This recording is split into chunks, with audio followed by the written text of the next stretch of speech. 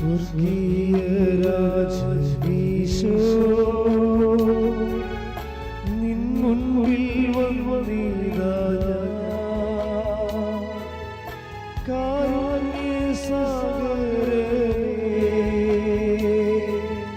കാത്തുകൊള്ളണമേ.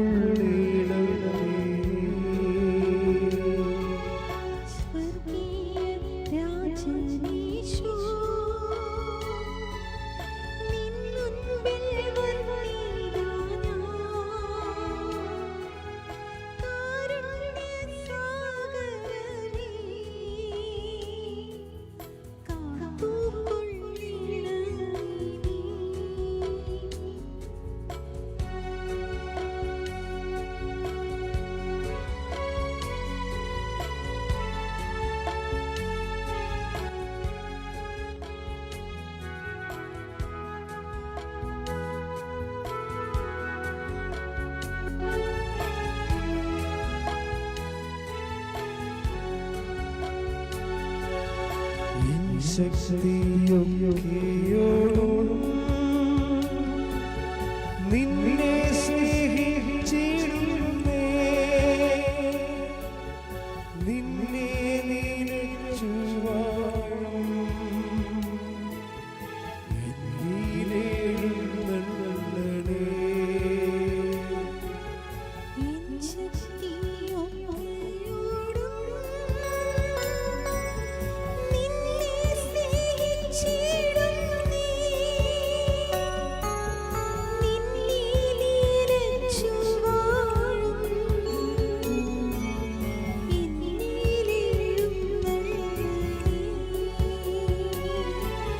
സ്വർഗീയ രാജനീശോ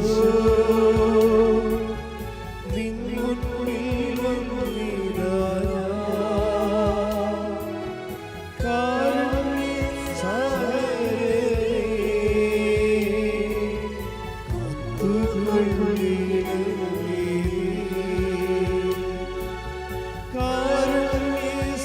കാരുണ്യസാഗരനേ കാത്തുകൊള്ളണമേ. സ്തുതിച്ച് പ്രാർത്ഥിക്കാം. ഹല്ലേലൂയ ഹല്ലേലൂയ ഹല്ലേലൂയ. യേശുവേ ആരാധന ആരാധന.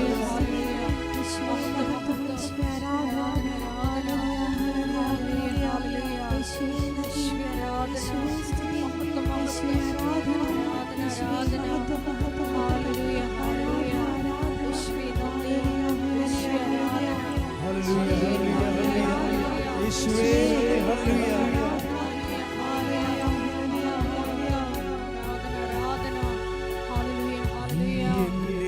കൂടാരത്തിൽ നീ വരണമെങ്കിലോ നിൻ കൃപാരശ്മിയാലേ പൊന്നിൻ ശബ്ദമല്ലേ.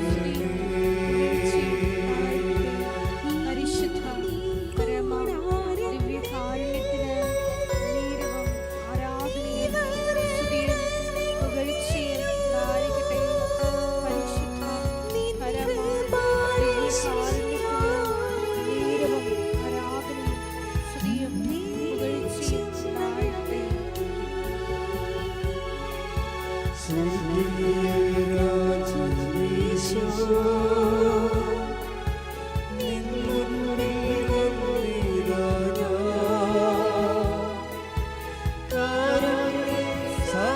കാരുണ്യസാഗരനേ കാത്തുകൊള്ളണമേ.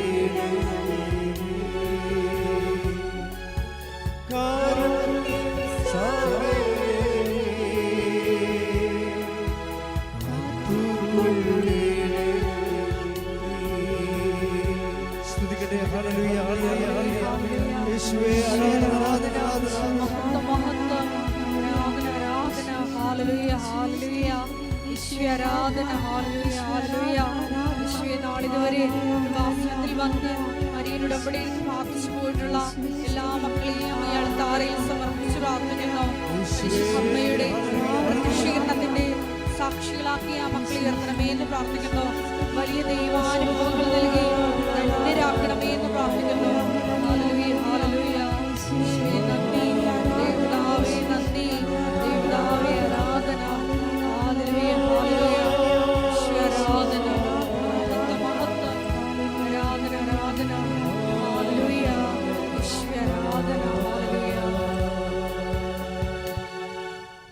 പരിശുദ്ധ പരമദിവ്യകാരുണ്യത്തിന് നേരവും ആരാധനയും സ്തുതിയും പുകഴ്ചയും ഉണ്ടായിരിക്കട്ടെ. പരിശുദ്ധ പരമദിവ്യകാരുണ്യത്തിന് നേരവും ആരാധനയും സ്തുതിയും പുകഴ്ചയും ഉണ്ടായിരിക്കട്ടെ. പരിശുദ്ധ പരമദിവ്യകാരുണ്യത്തിന് നേരവും ആരാധനയും സ്തുതിയും പുകഴ്ചയും ഉണ്ടായിരിക്കട്ടെ.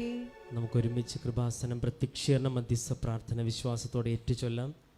അമ്മേ പരിശുദ്ധ അമ്മേ, അമ്മേ പരിശുദ്ധ അമ്മേ, ദൈവമാതാവേ, ദൈവമാതാവേ, കൃപാസനത്തിലൂടെ ഞങ്ങൾക്കും ഞങ്ങളുടെ ദേശത്തിനും ഞങ്ങളുടെ അമ്മ മാധ്യസ്ഥം തേടിത്തന്ന എല്ലാ അനുഗ്രഹങ്ങൾക്കും കൃപകൾക്കും ഞങ്ങളിപ്പോൾ ഹൃദയം നിറഞ്ഞ നന്ദി പറയുന്നു. നമുക്ക് സ്തുതിച്ച് പ്രാർത്ഥിക്കാം. ഹല്ലേലൂയ, ഹല്ലേലൂയ, ഹല്ലേലൂയ. മഹത്വം, മഹത്വം, ആരാധന, ആരാധന. ഹല്ലേലൂയ. കാരുണ്യസാഗരനേ,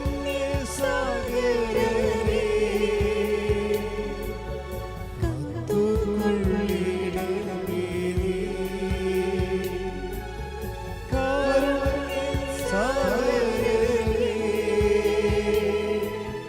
കാത്തുകൊള്ളിടണമേ നീ. പരിശുദ്ധ പരമദിവ്യകാരുണ്യത്തിന് നേരവും ആരാധനയും സ്തുതിയും പുകഴ്ചയും ഉണ്ടായിരിക്കട്ടെ. പരിശുദ്ധ പരമദിവ്യകാരുണ്യത്തിന് നേരവും ആരാധനയും സ്തുതിയും പുകഴ്ചയും ഉണ്ടായിരിക്കട്ടെ. പരിശുദ്ധ പരമദിവ്യകാരുണ്യത്തിന് നേരവും ആരാധനയും സ്തുതിയും പുകഴ്ചയും ഉണ്ടായിരിക്കട്ടെ. അമ്മേ പരിശുദ്ധ അമ്മേ, അമ്മേ പരിശുദ്ധ അമ്മേ, ദൈവമാതാവേ, ദൈവമാതാവേ, 2004 ഡിസംബർ 7-ാം തീയതി ഉച്ച കഴിഞ്ഞ് 2:30 കൃപാസനത്തിൽ സംഭവിച്ച അമ്മയുടെ പ്രത്യക്ഷപ്പെടലിനെ കുറിച്ച് തിരുസഭയ്ക്ക് സമർപ്പിച്ചിരിക്കുന്ന പഠനരേഖകളുടെ വസ്തുനിഷ്ഠവും ദൈവശാസ്ത്ര വിധിപ്രകാരമുള്ളതുമായ അന്വേഷണ പഠനങ്ങൾ നടത്തി ആ പ്രത്യക്ഷപ്പെടലിലൂടെ പ്രകടമായ ദൈവമാതാവിന്റെ പ്രത്യേക കരുതലും സംരക്ഷണവും വെളിപ്പെടുത്തുന്ന പീഡിതരുടെ ആശ്വാസം പ്രവാചകന്മാരുടെ ആജ്ഞയും വാഗ്ദാനത്തിന്റെ പേടകവും പ്രപഞ്ചപ്രകൃതിയുടെ മാതാവുമായ പരിശുദ്ധ അമ്മയുടെ ഭക്തി തിരുസഭയിൽ കൂടുതൽ പ്രചരിച്ച് ജീവിതത്തിന്റെ ദുരിത അവസ്ഥകളിൽ അകപ്പെട്ട് കഴിയുന്ന അനേകായിരം മക്കൾക്ക് ദൈവത്തിന്റെ സാന്നിധ്യവും സന്ധിപ്പും കൂടുതൽ അനുഭവിക്കും ആത്മീയ വിശുദ്ധി ദൈവശക്തി കൈവരിക്കുവാൻ ഞങ്ങളുടെ കുടുംബങ്ങളെ ഇടയാക്കണമേ. നമുക്ക് സ്തുതിച്ച് പ്രാർത്ഥിക്കാം. ഹല്ലേലൂയ, ഹല്ലേലൂയ, ഹല്ലേലൂയ. യേശുവേ നന്ദി, യേശുവേ ആരാധന, മഹത്വം, മഹത്വം, ആരാധന, ആരാധന. ഹല്ലേലൂയ, ഹല്ലേലൂയ, ആരാധന.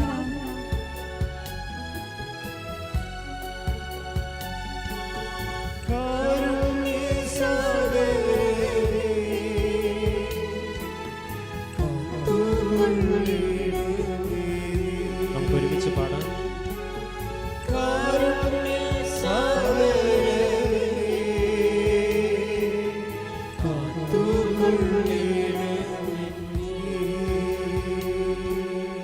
പരിശുദ്ധ പരമദിവ്യകാരുണ്യത്തിന് ആരാധനയും സ്തുതിയും പുകഴ്ചയും ഉണ്ടായിരിക്കട്ടെ. പരിശുദ്ധ പരമദിവ്യകാരുണ്യത്തിന് നേരവും ആരാധനയും സ്തുതിയും പുകഴ്ചയും ഉണ്ടായിരിക്കട്ടെ. പരിശുദ്ധ പരമദിവ്യകാരുണ്യത്തിന് നേരവും ആരാധനയും സ്തുതിയും പുകഴ്ചയും ഉണ്ടായിരിക്കട്ടെ. അമ്മേ പരിശുദ്ധ അമ്മേ, അമ്മേ പരിശുദ്ധ അമ്മേ, ഭൂസ്വർ ലോകങ്ങളുടെ രാജ്ഞിയായ അങ്ങേക്ക് ഭൗമ സംരക്ഷണത്തിനായി പ്രപഞ്ചപ്രകൃതിയെ തിരുസഭ പ്രതിഷ്ഠിക്കുവാൻ ഈ പ്രത്യക്ഷീകരണം വഴി ഇടയാക്കണമേ. പരിശുദ്ധ അമ്മേ, ജപമാല മാതാവേ, സകല കൃപാസന പ്രാർത്ഥനകളോട് ചേർന്ന് ഞങ്ങളിപ്പോൾ പ്രാർത്ഥിക്കുന്ന ഈ സമൂഹത്തിന്റെ പ്രത്യേക നിയോഗങ്ങളും നമുക്ക് മൗനമായി നമ്മുടെ നിയോഗങ്ങൾ ഈ സമയം സമർപ്പിച്ച് പ്രാർത്ഥിക്കാം.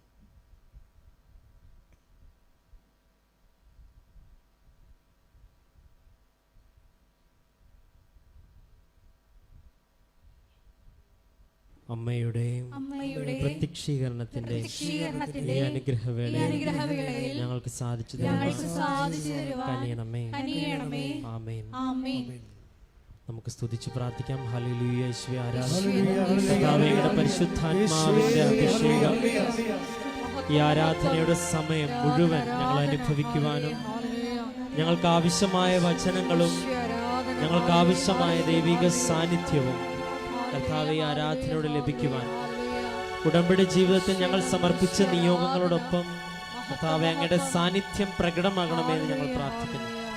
ഇനി ആരാധനയിൽ പങ്കെടുക്കുന്ന എല്ലാവരുടെ പ്രാർത്ഥനകളും ഓൺലൈനിലും ഓഫ്ലൈനിലും ഒക്കെ പങ്കെടുക്കുന്ന എല്ലാവരും കർത്താവേ അങ്ങയുടെ ശബ്ദം ശ്രവിക്കുവാൻ അങ്ങയുടെ സ്വർഗാരോഹണ തിരുനാളിൻ്റെ അഭിഷേകവും അനുഗ്രഹവും ലഭിക്കുവാൻ കർത്താവേ പരിശുദ്ധാത്മാവിന്റെ നിറവില് പരിശുദ്ധമ്മയുടെ പ്രത്യക്ഷീകരണം സ്ഥിരീകരിക്കുവാനുള്ള വലിയ സാക്ഷ്യങ്ങൾ ഞങ്ങളുടെ നിയോഗങ്ങളിലൂടെ ഉണ്ടാകുവാൻ കർത്താവെ ഞങ്ങളിൽ കൃപ ചൊരിയണമേ എന്നും ഞങ്ങളെ തിരഞ്ഞെടുക്കണമേ എന്നും പ്രാർത്ഥിച്ചുകൊണ്ട് നമുക്കെല്ലാവർക്കും എഴുന്നേറ്റ് നിന്ന് കൈകളടിച്ചുകൊണ്ട് ദൈവത്തെ സ്തുതിച്ച് പരകാശത്തോടും ആഹ്ലാദാരവത്തോടും കൂടി ദൈവത്തിന് നന്ദി പറയുകയും സ്തുതിക്കുകയും മഹത്വപ്പെടുത്തുകയും ചെയ്യാം.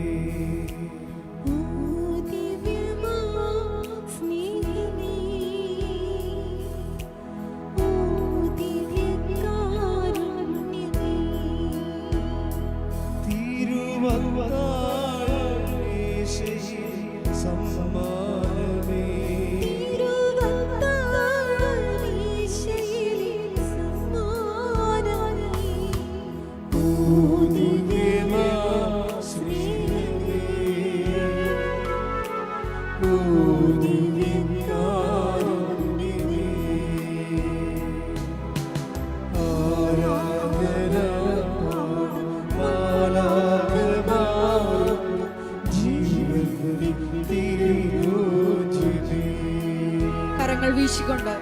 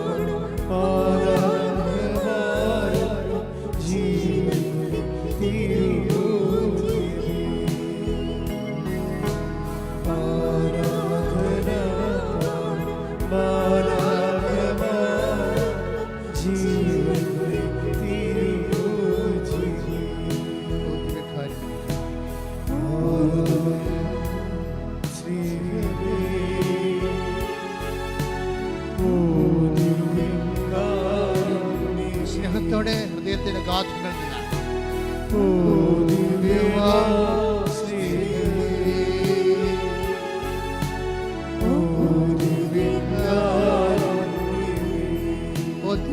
സ്നേഹമേ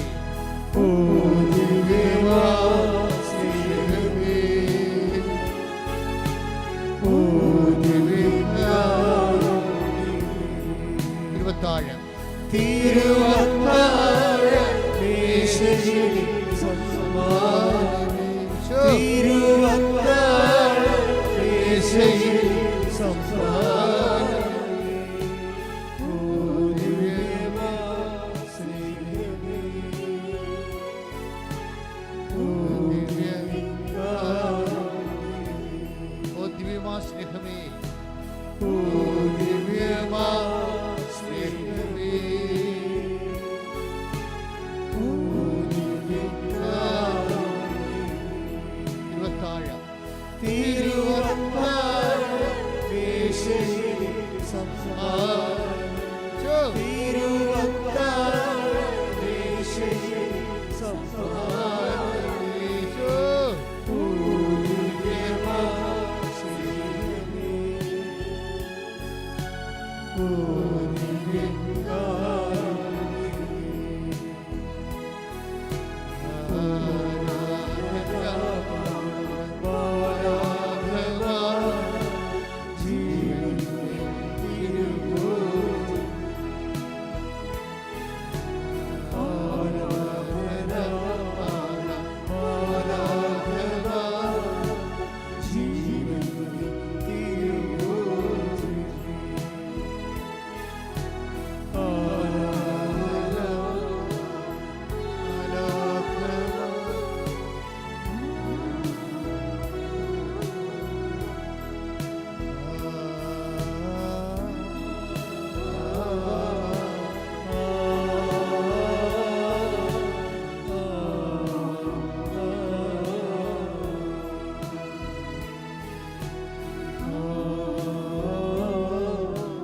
പക്ഷാപരത്തെ സ്തുതിക്കട്ടെ, പക്ഷാപരത്തോടെ സ്തുതിക്കട്ടെ. ഹല്ലേലൂയ. ആരാധന, മഹത്വം മഹത്വം, ആരാധന ആരാധന. ഹല്ലേലൂയ. ദൈവപിതാവേ നന്ദി, ദൈവപിതാവേ ആരാധന, ദൈവപിതാവേ മഹത്വം.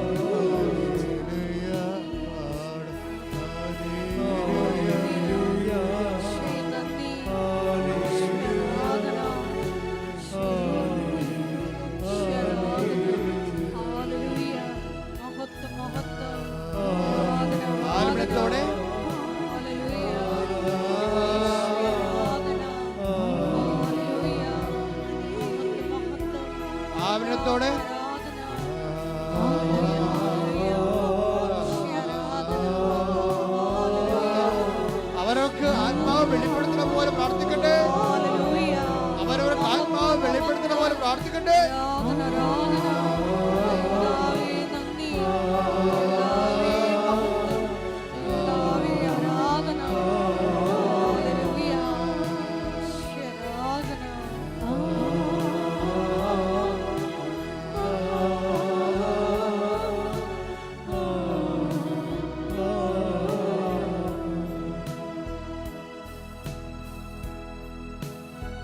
ഒരു കണ്ണ് തുറന്ന് വരുന്നത് പോലെയുള്ള ഒരു സന്ദേശമാണ്. നമുക്ക് കണ്ണിന് കാഴ്ച കിട്ടുന്നതിനേക്കാൾ ഉപരി ദൈവം നിന്റെ വിഷയത്തിൻ്റെ മേലെ നിന്റെ മുഖത്ത് നോക്കി നീ നടക്കേണ്ട വഴി നിനക്ക് കാണിച്ചു തരാൻ പോകുന്ന വലിയ ധ്യാന മുഹൂർത്തങ്ങളിലേക്ക് കർത്താവ് നമ്മളെ കൂട്ടിക്കൊണ്ടു പോവുകയാണ്. കൈ അടിച്ചുകൊണ്ട് ശ്രുതിക്കട്ടെ. ഹല്ലേലൂയ. ഹല്ലേലൂയ. ഈശോയെ നന്ദി, ഈശോയെ ആരാധന.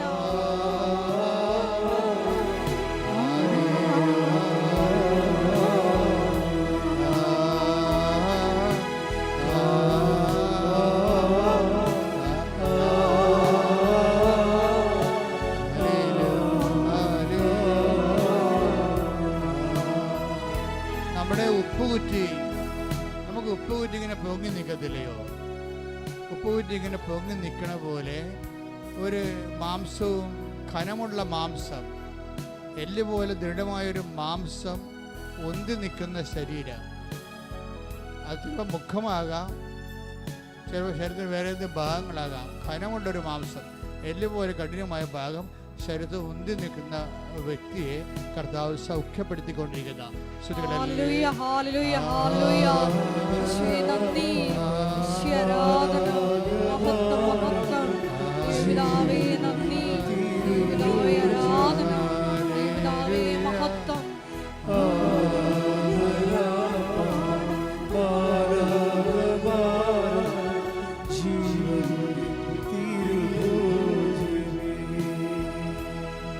വെറുതെ തമാശ ഹസ്തരേഖകൾ കാണിച്ചു. ആരെങ്കിലും കണ്ടാൽ മതി, ഇങ്ങനെ കൈയൊക്കെ നോക്കുന്ന ആരെങ്കിലും കണ്ടാൽ ഉടനെ കൈ കാണിച്ചു കൊടുക്കും.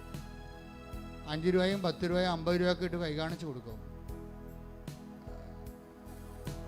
അപ്പോൾ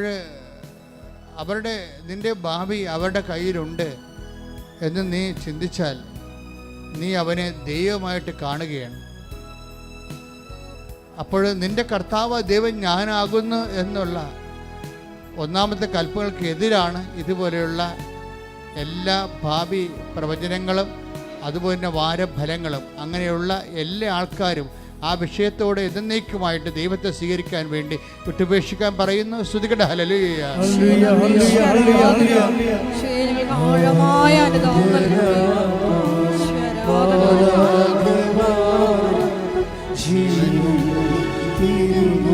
ഒരുമിച്ച് പാടുക.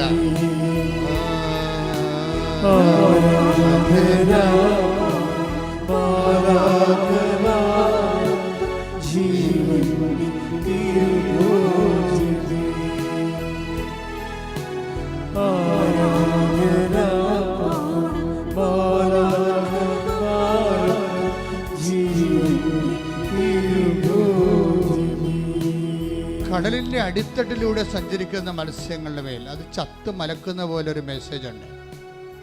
അതായത് അടിത്തട്ട് പോലും കേടാകുന്ന രീതിയിൽ, അടിത്തട്ടിന് പോലും ബലക്ഷയം സംഭവിക്കുന്ന രീതിയിൽ കടലിൽ ആന്തരികമായ ചലനങ്ങളുണ്ടാകുന്നു. അത് ഒരുപക്ഷെ ബാഹ്യമായ വെള്ളത്തിൻ്റെ ആദേശത്തിനൊക്കെ കാരണമാകാം. അപ്പം കടലിനെ സമർപ്പിച്ചുകൊണ്ട്, കടലിന് അടിത്തട്ടിനെ സമർപ്പിച്ചുകൊണ്ട് സ്തുതിക്കട്ടെ. ഹല്ലേലൂയ.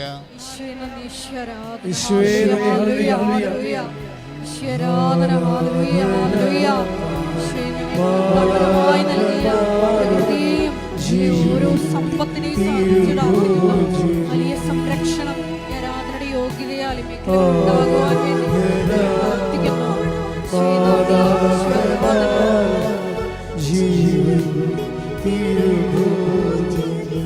പ്രാർത്ഥനയിലെ മൂക്കില് പ്രത്യേകിച്ച് വലത് ദ്വാരത്തിന് ശ്വാസം എടുക്കാൻ വലിക്കാൻ പറ്റുന്ന അവസ്ഥ അല്ല. ശ്വാസം എടുക്കാൻ നോക്കുമ്പോൾ വാ തുറന്നു പോകുന്ന അവസ്ഥ. ഇപ്പം മൂക്കുമായി ബന്ധപ്പെട്ടുള്ള, ശ്വാസവുമായി ബന്ധപ്പെട്ടുള്ള ശ്വാസ തടസ്സമുള്ളവരെയും, ശ്വാസം എടുക്കാൻ പറ്റാത്തവരെയും, ശ്വാസം പുറത്തേക്ക് വിടാൻ പറ്റാത്തവരെയും, അതിൻ്റെ പേര് വായ തുറന്നു വരുന്നവരെയും കർത്താവ് സ്പർശിച്ചു കൊണ്ടിരിക്കുന്ന ശ്രുതികട. ഹല്ലേലൂയ.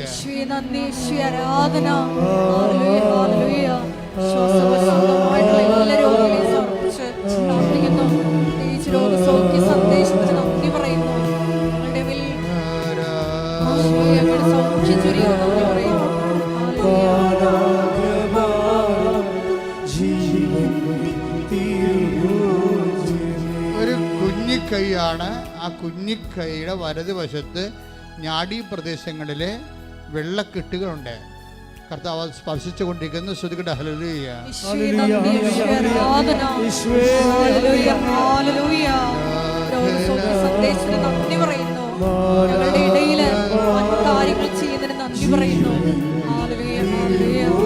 ഓ ദിവ്യമായ സ്നേഹമേ,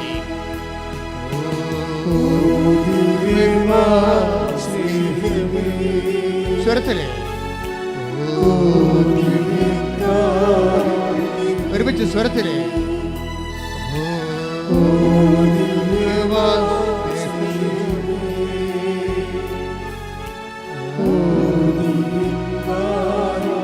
തിരുവത്താഴ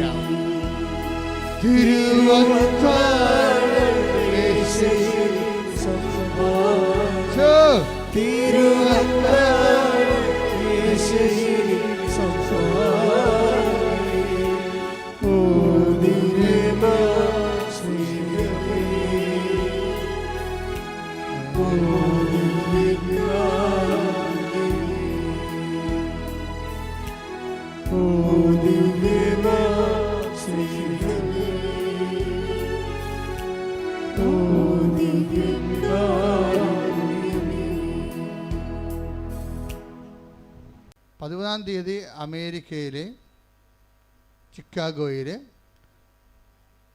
സീറോ മലബാർ സഭയുടെ കത്തീഡ്രലിലെ അഭിവന്യ ജോയി ആലപ്പാട്ട് പിതാവ് കൃപാസനം മാതാവിൻ്റെ രൂപം അൾത്താരെ പ്രതിഷ്ഠിക്കുന്ന ദിവസമാണ്. ശ്രദ്ധിക്കട്ടെ. ഹല്ലേലൂയ, ഹല്ലേലൂയ, ഹല്ലേലൂയ, ഹല്ലേലൂയ. വിവിധ ഭൂഖണ്ഡങ്ങളിൽ ദൈവമാതാവ് കൃപാസനത്തിൽ പ്രത്യക്ഷയായ മാതാവിനെ പ്രതിഷ്ഠിക്കുന്ന ആ വലിയ സന്തോഷത്തോടൊപ്പം മാതാവിന്റെ വലിയ പദ്ധതികൾക്ക് നന്ദി പറയുന്നു. ഹല്ലേലൂയ.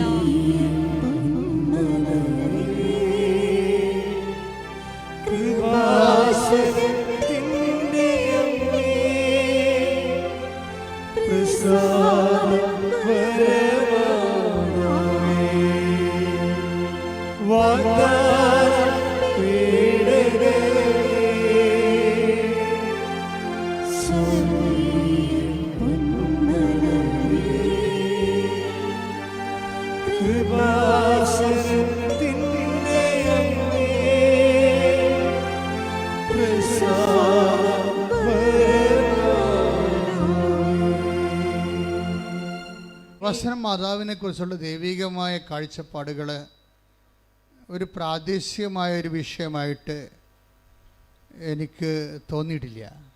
കാര്യം വെച്ച് കഴിഞ്ഞാൽ അതിൻ്റെ പ്രധാനപ്പെട്ട കാര്യം ഈ നെഞ്ചിൽ മാതാവിൻ്റെ നെഞ്ചിൽ അന്ന് കാണിച്ച സമയഘടികാരമാണ്. ഭൂമിയിലെ സമയം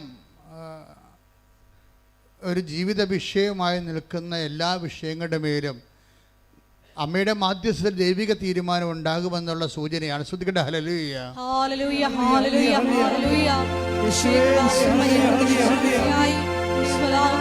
പദ്ധതികൾ എത്രയും വേഗം നടപ്പിൽ വരുവാൻ വലിയ കൃപയ്ക്ക് വേണ്ടി ഈ ആരാധനയിൽ ഞങ്ങൾ സമർപ്പിച്ചു പ്രാർത്ഥിക്കുന്നു. Hallelujah, hallelujah.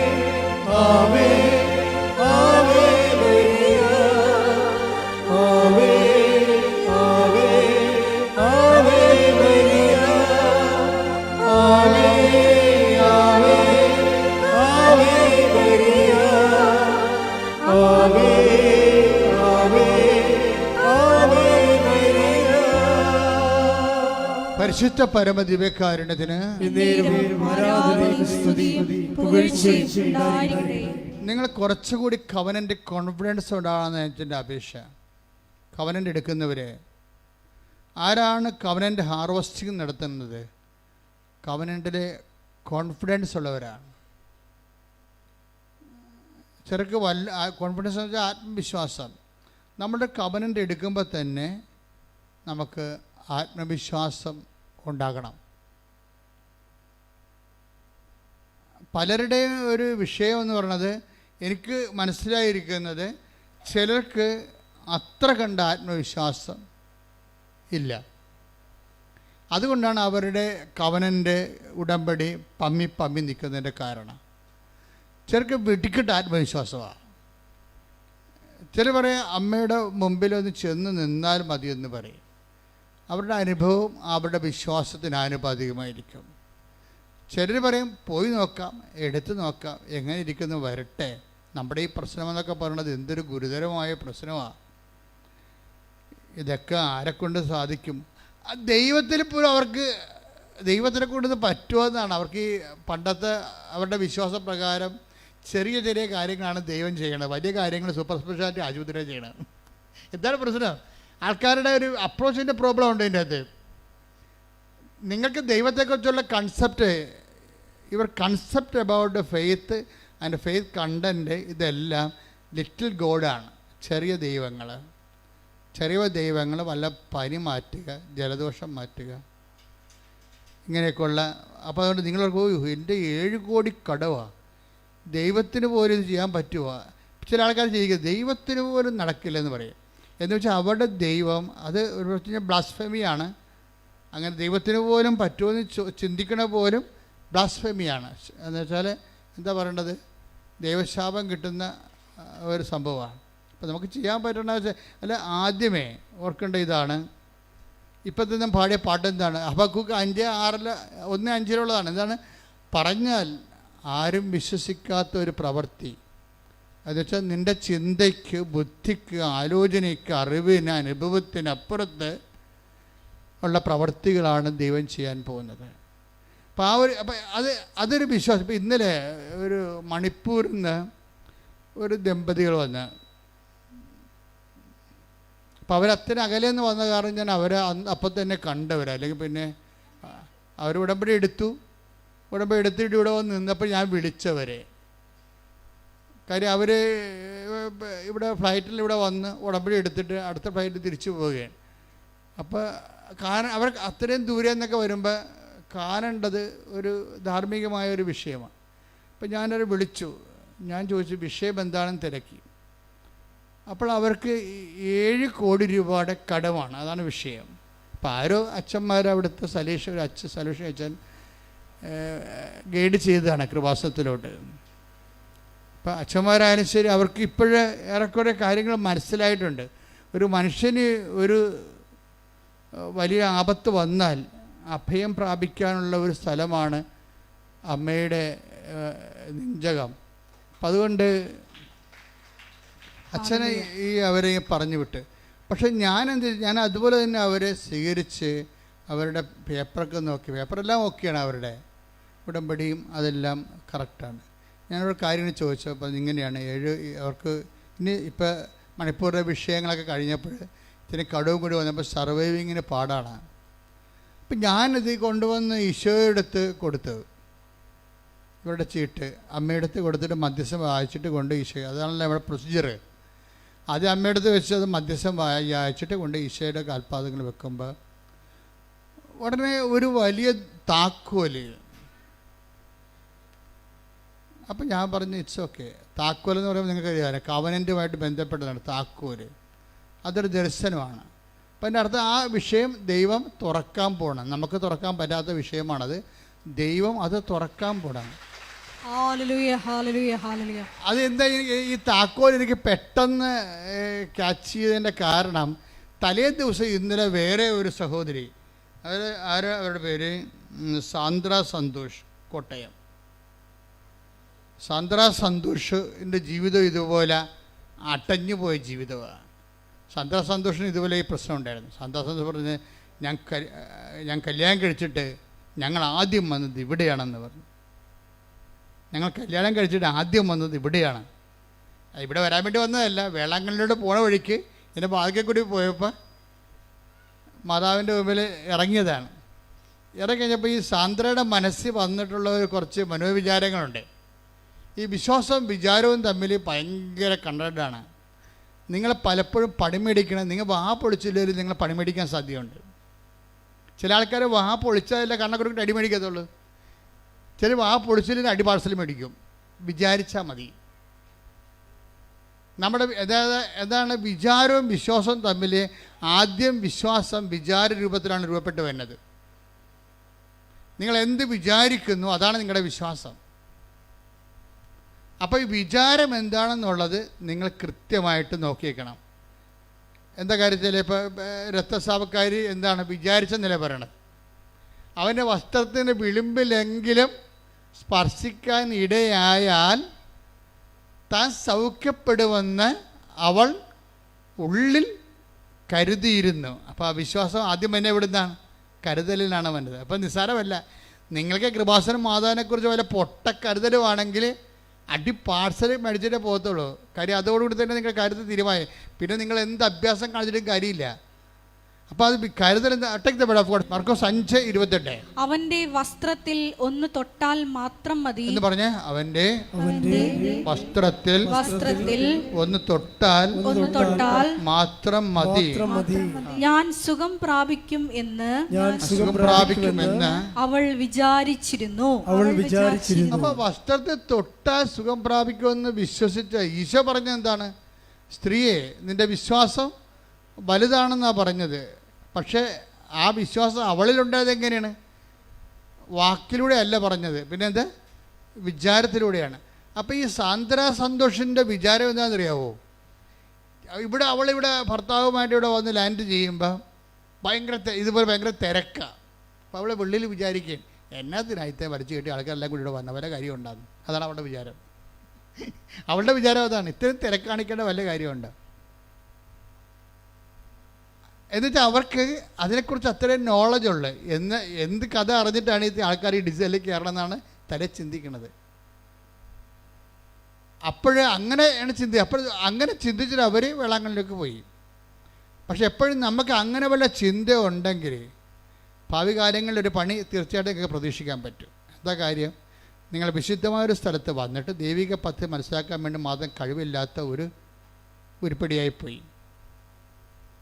നിങ്ങൾക്ക് നിങ്ങളുടെ മുമ്പിലുള്ളത് 10,000-കണക്കിന് സാക്ഷ്യങ്ങളാണ്.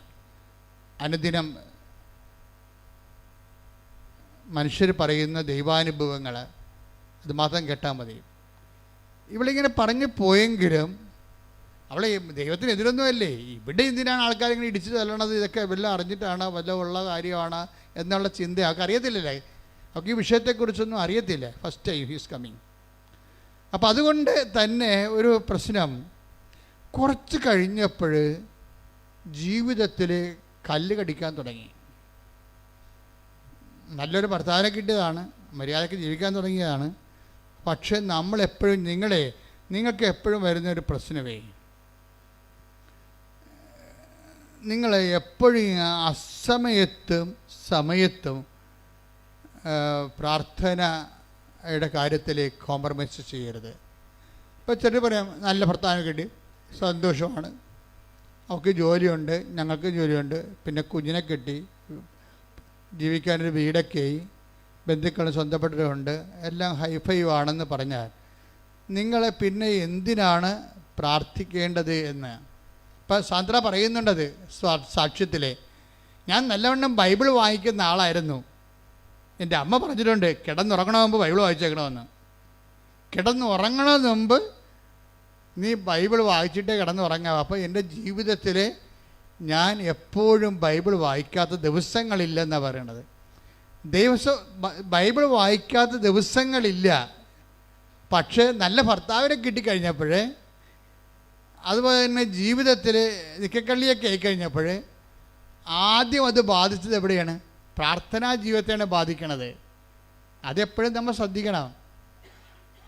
നിങ്ങൾക്കൊരു നല്ല കാലം വന്നാൽ നിങ്ങൾക്ക് ആത്മീയമായിട്ടൊരു മോശം കാലം തുടങ്ങിയെന്ന് പറയാം.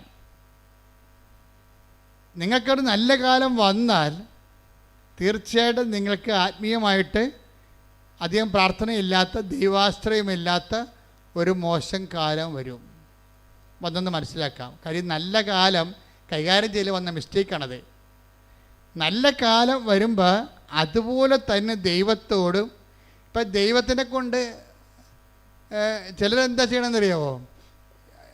എനിക്കിപ്പം ഞാൻ എന്നാത്തിനാണ് പ്രാർത്ഥിക്കേണ്ടതെന്ന് അറിയാൻ പാടില്ല. ഇപ്പം അങ്ങനെ എന്തിനാണ് പ്രാർത്ഥിക്കേണ്ടതെന്ന് അറിയാൻ പാടില്ലാത്തവരുടെ അന്ധന്മാരുടെ കാലം ഇനി വർദ്ധിക്കുകയുള്ളൂ. ഇപ്പം നിങ്ങളെല്ലാം പോകുമ്പോൾ നിങ്ങൾക്കറിയാം, നിങ്ങൾക്ക് പലർക്കും യൂറോയിലാണ് ശമ്പളം കിട്ടുന്നത്. ഇന്ത്യൻ മണി എപ്പോഴും അതിൻ്റെ വാല്യൂ കുറഞ്ഞിരിക്കുന്ന സമയത്ത് യൂറോക്കാരൻ്റെ കണ്ണു പോകാനുള്ള സാധ്യതയുണ്ട്. എന്താണ്? അവൻ ചിന്തിക്കാത്ത കാശാണ് ശമ്പളമായിട്ട് അതിന് കിട്ടുന്നത്. അപ്പം അതിൻ്റെ കൂടെ ഫണ്ട് കിട്ടി, ജോലി കിട്ടി, ഫ്ലാറ്റ് കിട്ടി, ജീവിതം കിട്ടി, പിന്നെ എന്തിനാണ് ഇവർ പ്രാർത്ഥിക്കേണ്ടതെന്ന് ഇവർക്ക് അറിയത്തില്ല. അങ്ങനെ കുറേ ഒരു വംശം ഉണ്ടാകുന്നുണ്ട്, അന്ധതയുടെ ഒരു വംശം വരുന്നുണ്ട്. അത് എന്തിന് പ്രാർത്ഥിക്കണം? ഇപ്പം നിങ്ങളൊക്കെ ഇവിടെ പ്രാർത്ഥിക്കാൻ വരുമ്പോൾ എന്തെങ്കിലും ഒരു കാര്യമുണ്ടല്ലോ. ഇനി കാര്യമില്ലാത്ത കാലം വരും.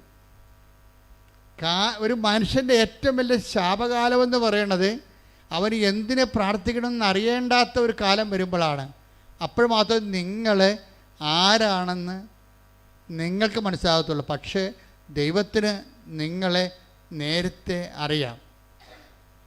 എന്താ പ്രശ്നം വെച്ച് കഴിഞ്ഞാൽ, നിങ്ങൾക്കൊരു നല്ല കാലം വന്ന് ദൈവത്തെ ആശ്രയിക്കേണ്ടാത്ത കാലം വന്നാൽ പ്രാർത്ഥന ഡിമിനിഷ് ചെയ്യും, മങ്ങിപ്പോകുമെന്ന് ദൈവത്തിന് അറിയാം. അതുകൊണ്ടാണ് നിങ്ങൾ ഈ കാലത്ത് നല്ലവണ്ണം ആശ്രയിച്ച് പ്രാർത്ഥിപ്പിക്കാൻ വേണ്ടി നിങ്ങൾക്ക് കാര്യങ്ങൾ നടക്കാതെ ദൈവം ലാഗ് ചെയ്ത് കൊണ്ടുപോകണത്. കാര്യം ഈ ഒരു കാലഘട്ടത്തിൽ നിങ്ങൾ പ്രാർത്ഥിക്കുകയും ദൈവാനുഭവം ഉണ്ടാക്കിയെടുക്കുകയും ചെയ്യത്തുള്ളൂ. ഇപ്പം തന്നെ വരുമ്പോൾ തന്നെ നിങ്ങൾക്ക് അനുഗ്രഹം കയ്യിൽ തന്നു കഴിഞ്ഞാൽ പിന്നെ നിങ്ങൾ ഹൈഫൈവായി, പ്രാർത്ഥനാ ജീവിതം ഇല്ല. പിന്നെ ഇനി എന്തെങ്കിലും പറഞ്ഞെങ്കിൽ ഇഷ്യൂ ഉണ്ടാകണം. അപ്പോൾ ഇഷ്യൂ ബേസ്ഡാണ് നമ്മുടെ ആധ്യാത്മികത. അത് നിങ്ങളൊന്ന് ചിന്തിച്ച് നോക്കണം. ഒരു വിഷയബന്ധിയാണോ അതോ നമുക്കറിയാമല്ലോ ക്രിസ്തീയ ആധ്യാത്മികതയുടെ പ്രശ്നം അതൊരു വ്യക്തിബന്ധമാണ്. ആ ക്രിസ്തീയ എന്തുകൊണ്ടാണ് ഞാൻ ഇന്നലെ നമ്മുടെ ഇൻ്റർനാഷണലോട് പറയുമായിരുന്നു, why there are so many fervent martyrs, holy martyrs and saints in the Catholic Church? എന്തുകൊണ്ടാണ് ഈ കത്തോലിക്ക സഭയിൽ ഇത്ര കണ്ട് ധർമ്മരക്തസാക്ഷികളും വിശുദ്ധ രക്തസാക്ഷികളും ഉള്ളത്? Because God is A person. ദൈവം ഒരു വ്യക്തി ആയതുകൊണ്ടാണ്. അല്ലെങ്കിൽ ബുദ്ധിസമൊക്കെ പറയുന്ന പോലെയും അല്ലെങ്കിൽ വേദിക് റിലിജനൊക്കെ പറയുന്ന പോലെ ഒരു തുരിയ സ്റ്റേജ് നമുക്ക് അനുഭവിക്കാൻ പറ്റത്തുള്ളൂ. ഒരു പ്രാതിഭാസികമായ അനുഭവവും ആശയവാദങ്ങളുണ്ട്. അതുപോലെ തന്നെ പ്രപഞ്ചത്തെ കാണുന്ന വേറെ കാഴ്ചപ്പാടുകളുണ്ട്. അതിലുള്ള യോഗിസ്റ്റിക് മെത്തേഡുകളുണ്ട്. അപ്പോൾ ആ മെത്തേഡെല്ലാം പ്രാപിച്ചു കഴിയുമ്പോൾ ഇപ്പോൾ ആ ഒരു ദൈവത്തെ വ്യക്തിയായിട്ട് നമുക്ക് അനുഭവിക്കാത്തോടത്തോളം കാലം നമുക്കുണ്ടാകുന്ന അനുഭവം ഒരു മെറ്റാഫിസിക്കലായിട്ടുള്ള അനുഭവങ്ങളാണ്. അതിൽ ഒരു വ്യക്തിയെ ഇൻവെസ്റ്റ് ചെയ്യാൻ പറ്റുമോ? ഒരാളിനെ ഒരു മെറ്റാഫിസിക്കൽ യാഥാർത്ഥ്യത്തിലേക്ക് ഒരു വ്യക്തിക്ക് അവൻ്റെ ലൈഫ് ഇൻവെസ്റ്റ് ചെയ്യാൻ പറ്റുമോ? അപ്പോൾ അങ്ങനെ വരുമ്പോൾ എന്താ പ്രശ്നം? ഇവിടെ പക്ഷേ അങ്ങനെയല്ല. God is A person. ഇത് ക്രിസ്തു ഒരു വ്യക്തിയാണ്. So we can have A interpersonal relationship. നമുക്ക് ദൈവവുമായിട്ടൊരു പേഴ്സണൽ റിലേഷൻ ഉണ്ടാകും. പേഴ്സണൽ റിലേഷൻ അറിയാമല്ലോ. വ്യക്തിപരമായ റിലേഷൻ ഉണ്ടായിക്കഴിഞ്ഞാൽ എന്ത് ചെയ്യും? മനുഷ്യർ അതിനു വേണ്ടി ജീവിക്കും, ചിലപ്പോൾ മരിച്ചെന്നും വരും. അതുകൊണ്ട് തന്നെ ഈ എപ്പോഴും ദൈവമായിട്ടുള്ള എല്ലാ ഇടപാടുകളും പഞ്ചേന്ദ്രിയങ്ങൾക്ക് വിഷയഭവിച്ചിരിക്കുന്നത് അതുകൊണ്ടാണ്. ദൈവം ഒരു വ്യക്തിയായത് കൊണ്ടാണ് ഇന്ദ്രിയങ്ങൾക്ക് അനുഭവവേദ്യമായി വരുന്നത്. ഇന്ദ്രിയങ്ങൾ എത്ര എണ്ണം ഉണ്ട് നമുക്ക്? മൂക്കുണ്ട്, നാക്കുണ്ട്, ത്വക്കുണ്ട്, പിന്നെന്താണ്, ചെവിയുണ്ട്, കണ്ണുണ്ട്, അല്ലേ? ഇത്ര 5 ഇന്ദ്രിയങ്ങളുണ്ട്. ഈ 5 ഇന്ദ്രിയങ്ങൾക്കും ബൈബിളിൽ ദൈവം ഗോചരി ഭവിച്ചിട്ടുണ്ട്. അതുകൊണ്ട് അനുഭവം. അപ്പം ഞങ്ങളെപ്പോലെയുള്ള ഈ ധർമ്മശാസ്ത്രം ചെയ്യുന്ന ആൾക്കാർ നോക്കണത് എല്ലാ ഇന്ദ്രിയങ്ങളിലേക്കും കൊണ്ടുവന്ന് ദൈവത്തിന് ടഞ്ചിബിളാക്കാൻ കഴിയുമോ? അതിന് ബൈബിളിൻ്റെ കാഴ്ചപ്പാടുകൾ എന്താണ്? സഭയുടെ പഠനങ്ങൾ എന്താണ്? ഇതൊക്കെ ഞങ്ങളെപ്പോഴും ധരിക്കണത്. ഇപ്പോൾ തന്നെ സാന്ദ്ര ഇവിടുന്ന് പോയി. എന്താ സാന്ദ്രയ്ക്ക് സംഭവിച്ചത്? സാന്ദ്ര പെട്ടെന്ന് ഡൈവേഴ്സായി. എനിക്ക് ഒരു ലൈഫ് തന്നെ കണ്ടില്ലേ? ഒരു പൗർണമിയിലേക്ക് നിന്ന് വെച്ചും പെട്ടെന്ന് ജീവിതം അമാവാസിയിലേക്ക് കയറുകയാണ്. പൗർണമി എന്ന് പറഞ്ഞാൽ പൂർണ്ണചന്ദ്രനല്ലേ? പൂർണ്ണചന്ദ്രൻ്റെ ആ ചന്ദ്രശോഭയെന്ന് പെട്ടെന്ന് അത് അമാവാസിയിലേക്ക് പോകും. അമാവാസിയിലേക്ക് പോകുമ്പോൾ എന്താ പറയണത്? ജീവിതം ഇരുണ്ടു പോകും. അവർ പിരിഞ്ഞു പോയി, കേസായിപ്പോയി. അവർ പിരിഞ്ഞും പോയി, കേസായിപ്പോയി. കേസായി കഴിഞ്ഞിട്ട് എന്താ പറ്റണത്? ഇങ്ങനെ കേസ്. അപ്പോൾ ലൈഫ് നോക്കിയാൽ നേരെ ഓപ്പോസിറ്റ്, നേരെ സൗത്ത് പോളിൽ നേരെ നോർത്ത് പോളിലേക്ക് വരിക. നേരെ ഓപ്പോസിറ്റ് അനുഭവങ്ങളാണ്. ഈ ഓപ്പോസിറ്റ് അനുഭവങ്ങളാകുമ്പോഴും ഈ സാന്ദ്രയുടെ ഹിസ്റ്ററി, ആ കേസ് ഹിസ്റ്ററി നോക്കിയാൽ നമുക്കൊരു കാര്യം മനസ്സിലാകും. എന്താണ്? സാന്ദ്രയ്ക്ക് ഒരു ഡിപ്പോസിറ്റ് ഉണ്ട് ജീവിതത്തിൽ. എന്ത് ഡിപ്പോസിറ്റാണ്? അമ്മ പറഞ്ഞു കൊടുത്തിട്ടുണ്ട്, നീ ഉറങ്ങുന്നതിന് മുമ്പ് നീ ബൈബിൾ വായിച്ചിട്ടേ ഉറങ്ങാവൂ. അപ്പം നമുക്ക് അത് അവളങ്ങനെ കീപ്പ് ചെയ്ത് പോകുന്നുണ്ടേ. അപ്പോൾ അതുകൊണ്ട് തന്നെ ഈ നമ്മൾ ഓർക്ക് ഇപ്പം ഞാൻ ബൈബിൾ വായിച്ചു, എനിക്ക് തന്നെ ഞാൻ അമ്മ പറഞ്ഞുകൊണ്ട് ഞാൻ ബൈബിൾ വായിച്ചെന്ന് പറയും. പക്ഷേ ദൈവം നിനക്ക് വേണ്ടി ഒരു ആസ്തി സ്വരൂപിക്കുകയാണ്. എപ്പോഴും നമ്മൾ കൊഴുത്ത പശുക്കളെ സ്വപ്നം കാണുമ്പോൾ മെല്ലിച്ച പശുക്കളെ പ്രീസപ്പോസ് ചെയ്യേണ്ടി വരും. അതാണ് ബൈബിൾ നൽകുന്ന പാഠം. Take the word of God. സ്തുതിക്കട്ടെ. ഹല്ലേലൂയ, ഹല്ലേലൂയ, ഹല്ലേലൂയ, യേശുവേ നന്ദി. ഹല്ലേലൂയ, ഹല്ലേലൂയ, ഹല്ലേലൂയ, ഹല്ലേലൂയ, ഹല്ലേലൂയ, ഹല്ലേലൂയ, യേശുവേ നന്ദി. ഹല്ലേലൂയ, ഹല്ലേലൂയ, ഹല്ലേലൂയ. പ്രാർത്ഥിക്കാൻ എന്നെ പഠിപ്പിക്കണമേ യേശു. പ്രാർത്ഥന വരമെന്നിൽ നൽകണമേ യേശു. പ്രാർത്ഥിക്കാൻ എന്നെ പഠിപ്പിക്കണമേ യേശു. പ്രാർത്ഥന വരമെന്നിൽ നൽകണമേ യേശു.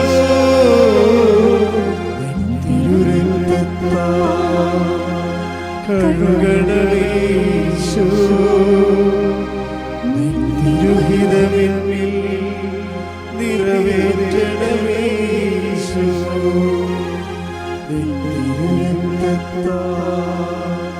കഴുകണമേ ഈശോ, നിന്റെ ഹിതമെന്നിൽ നിറവേറ്റണമേ ഈശോ. പ്രാർത്ഥിക്കാനെന്നെ പഠിപ്പിക്കണമേ ഈശോ, പ്രാർത്ഥന വരമെന്നിൽ നൽകണമേ ഈശോ. പ്രാർത്ഥിക്കാനെന്നെ പഠിപ്പിക്കണമേ ഈശോ, പ്രാർത്ഥന വരമെന്നിൽ നൽകണമേ ഈശോ. ഉൽപ്പത്തി 41:17. ഫറവോ ജോസഫിനോട് പറഞ്ഞു, സ്വപ്നം ഇതാണ്, ഞാൻ നൈലിൻ്റെ തീരത്ത് നിൽക്കുകയായിരുന്നു. കൊഴുത്ത് അഴകുള്ള 7 പശുക്കൾ നൈലിൽ നിന്ന് കയറി വന്ന് പുൽത്തകിടിയിൽ മേയാൻ തുടങ്ങി. അവയ്ക്ക് പുറകെ മെലിഞ്ഞ് വിരൂപമായ 7 പശുക്കളും കയറി വന്നു. അത്തരം പശുക്കളെ ഈജിപ്തിലെങ്ങും ഞാൻ കണ്ടിട്ടില്ല. ശോഷിച്ച് വിരൂപമായ ആ പശുക്കൾ ആദ്യത്തെ 7 കൊഴുത്ത പശുക്കളെ വിഴുങ്ങിക്കളഞ്ഞു. എന്നാൽ മെലിഞ്ഞ പശുക്കൾ അവയെ വിഴുങ്ങിയെന്ന് ആർക്കും മനസ്സിലാക്കാൻ കഴിയുമായിരുന്നില്ല. കാരണം മുൻപെന്ന പോലെ തന്നെ ശോഷിച്ചാണ് അവ കാണപ്പെട്ടത്. വീണ്ടും സ്വപ്നത്തിൽ പുഷ്ടിയും അഴകുമുള്ള 7 കതിരുകൾ ഒരു തണ്ടിൽ വളർന്നു നിൽക്കുന്നതും ഞാൻ കണ്ടു. തുടർന്ന് ശുഷ്കിച്ചതും കിഴക്കൻ കാറ്റിൽ വാടിക്കരിഞ്ഞതുമായ 7 കതിരുകൾ പൊങ്ങി വന്നു. ശുഷ്കിച്ച കതിരുകൾ നല്ല കതിരുകളെ വിഴുങ്ങിക്കളഞ്ഞു. എപ്പോഴും ജീവിതത്തിൻ്റെ നല്ല കാലങ്ങൾ, ഇപ്പോൾ എനിക്ക് ചെറിയ മിസ്റ്റേക്ക് സംഭവിച്ചായിരുന്നു. സാന്ദ്രയല്ല, ജിഷ്മ എന്ന ആ കുട്ടിയുടെ പേര്. അവരുടെ ഒരു പുത്തൻകട, നെയ്യാറ്റിൻകര, അവരുടെ സ്റ്റോറിയാണ് ഈ പറയണത്. അപ്പോൾ ജിഷ്മയുടെ ആസ്തി എന്താണ്? ജിഷ്മ നേരത്തെ തന്നെ ബൈബിള് വായിക്കുമായിരുന്നു. അപ്പം നേരത്തെ നമ്മൾ ഒരു നല്ല അഭിവൃദ്ധിയുടെ കാലത്ത് ആധ്യാത്മികതയിൽ വേരൂന്നിയാൽ ഇതെല്ലാം ഇങ്ങനെ ഡിപ്പോസിറ്റായിട്ട് കിടക്കും. അപ്പം ജിഷ്മയ്ക്ക് അമ്മ പറഞ്ഞു കൊടുത്തിരിക്കണത് എന്താ? ഒരു കാരണവശാലും നീ ബൈബിൾ വായിക്കാതെ കിടന്നുറങ്ങരുത്. അപ്പം വിവാഹം കഴിഞ്ഞെങ്കിലും അവൾ പ്രാർത്ഥനാ ജീവിതം അല്പം മങ്ങിപ്പോയെങ്കിലും ബൈബിള് വായിക്കുന്നുണ്ട്. അപ്പം നമ്മുടെ ഉടമ്പടി എന്തെല്ലാം ഉണ്ട്? പ്രത്യക്ഷീകരണ പ്രാർത്ഥനയുണ്ട്. ആ പ്രത്യക്ഷീകരണ പ്രാർത്ഥനയൊക്കെ പറയുമ്പോൾ നിങ്ങളെപ്പോഴും ശ്രദ്ധിക്കേണ്ടത്, എനിക്ക് അമ്മയുടെ പ്രത്യക്ഷീകരണോട് ബന്ധപ്പെടുത്തി അമ്മ തന്നിരിക്കുന്ന ഒഫീഷ്യൽ ടൈം രാവിലെ 5:30 മണിക്കാണ്. അപ്പോൾ എവിടുന്നെങ്കിലുമൊക്കെ ആരെങ്കിലുമൊക്കെ നിങ്ങൾ ഉപദേശിക്കും, 3 മണിക്ക് പ്രാർത്ഥിക്കാം, 10 മണിക്ക് പ്രാർത്ഥിക്കാം, അത് അവരുടെ കാര്യം. ഇവിടും തന്നിരിക്കുന്ന വിഷയത്തിൻ്റെ മേൽ യാതൊരു കോംപ്രമൈസും ചെയ്യരുത്. അത് നിങ്ങൾ ദൈവത്തോട് ഉടമ്പടി ചെയ്തതാണ്. You cannot change it. നിങ്ങൾക്കത് ചേഞ്ച് ചെയ്യാൻ പറ്റത്തില്ല.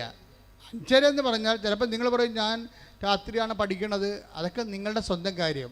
ഉടമ്പടി എടുത്താൽ നിങ്ങൾ ആ ഉടമ്പടിയിലേക്ക് 5:30 ഡേറ്റിന് നിങ്ങൾ സമയം എടുത്ത് തന്നെ അത് കീപ്പ് ചെയ്യണം. കാര്യം നമ്മൾക്ക് ചേഞ്ച് ചെയ്യാൻ പറഞ്ഞിട്ടില്ല. ഉടമ്പടി പുസ്തകങ്ങൾ ഉടമ്പടി ദൈവം തരുമ്പോൾ അതിന് ടൈം പറഞ്ഞിരിക്കുന്നത് 5:30ആണ്. പുസ്തകം എഴുതുന്ന സമയത്താണ് ഇതെല്ലാം വെളിപ്പെടുത്തുന്നത്. എല്ലാം ചില മണ്ടികൾ അതൊക്കെ സമയം ചേഞ്ച് ചെയ്തിട്ടുണ്ട്. കാര്യം ഉടമ്പടിയാണിത്, അല്ലാതെ നിങ്ങൾ എന്തെങ്കിലും ഒരു ധാരണയല്ല. It's a covenant based bilateral എഗ്രിമെൻ്റാണ്. ദൈവമായിട്ട് ചെയ്തിരിക്കുന്ന എഗ്രിമെൻ്റാണ്. നിങ്ങൾ വേറെ ഏത് സമയത്ത് പ്രാർത്ഥിക്കണം, അത് നിങ്ങളുടെ പേഴ്സണൽ വിഷയങ്ങളാണ്. പക്ഷേ ഉടമ്പടി വിഷയം പേഴ്സണൽ വിഷയമല്ല, വ്യക്തിപരമായ വിഷയമല്ല. അത് ഇവിടുന്ന് എന്താണ് ദൈവം ഒഫീഷ്യലായിട്ട് തന്നിരിക്കുന്നത് അതേ ഫോളോ ചെയ്യാൻ പറ്റത്തുള്ളൂ. ശ്രദ്ധിക്കട്ടെ. ഹല്ലേലൂയ.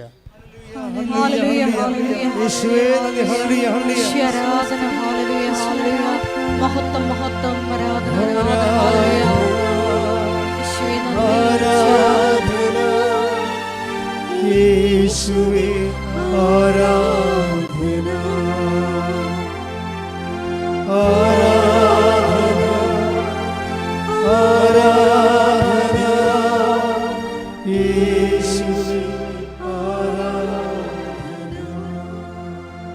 അച്ഛൻ പറഞ്ഞ പോലെ ജിഷ്മയുടെ ലൈഫ് പെട്ടെന്ന് ഇങ്ങനെ അമാവാസിയായി മാറി. മൊത്തം ഇരുട്ട്. ഭർത്താവ് പിരിഞ്ഞു പോയി.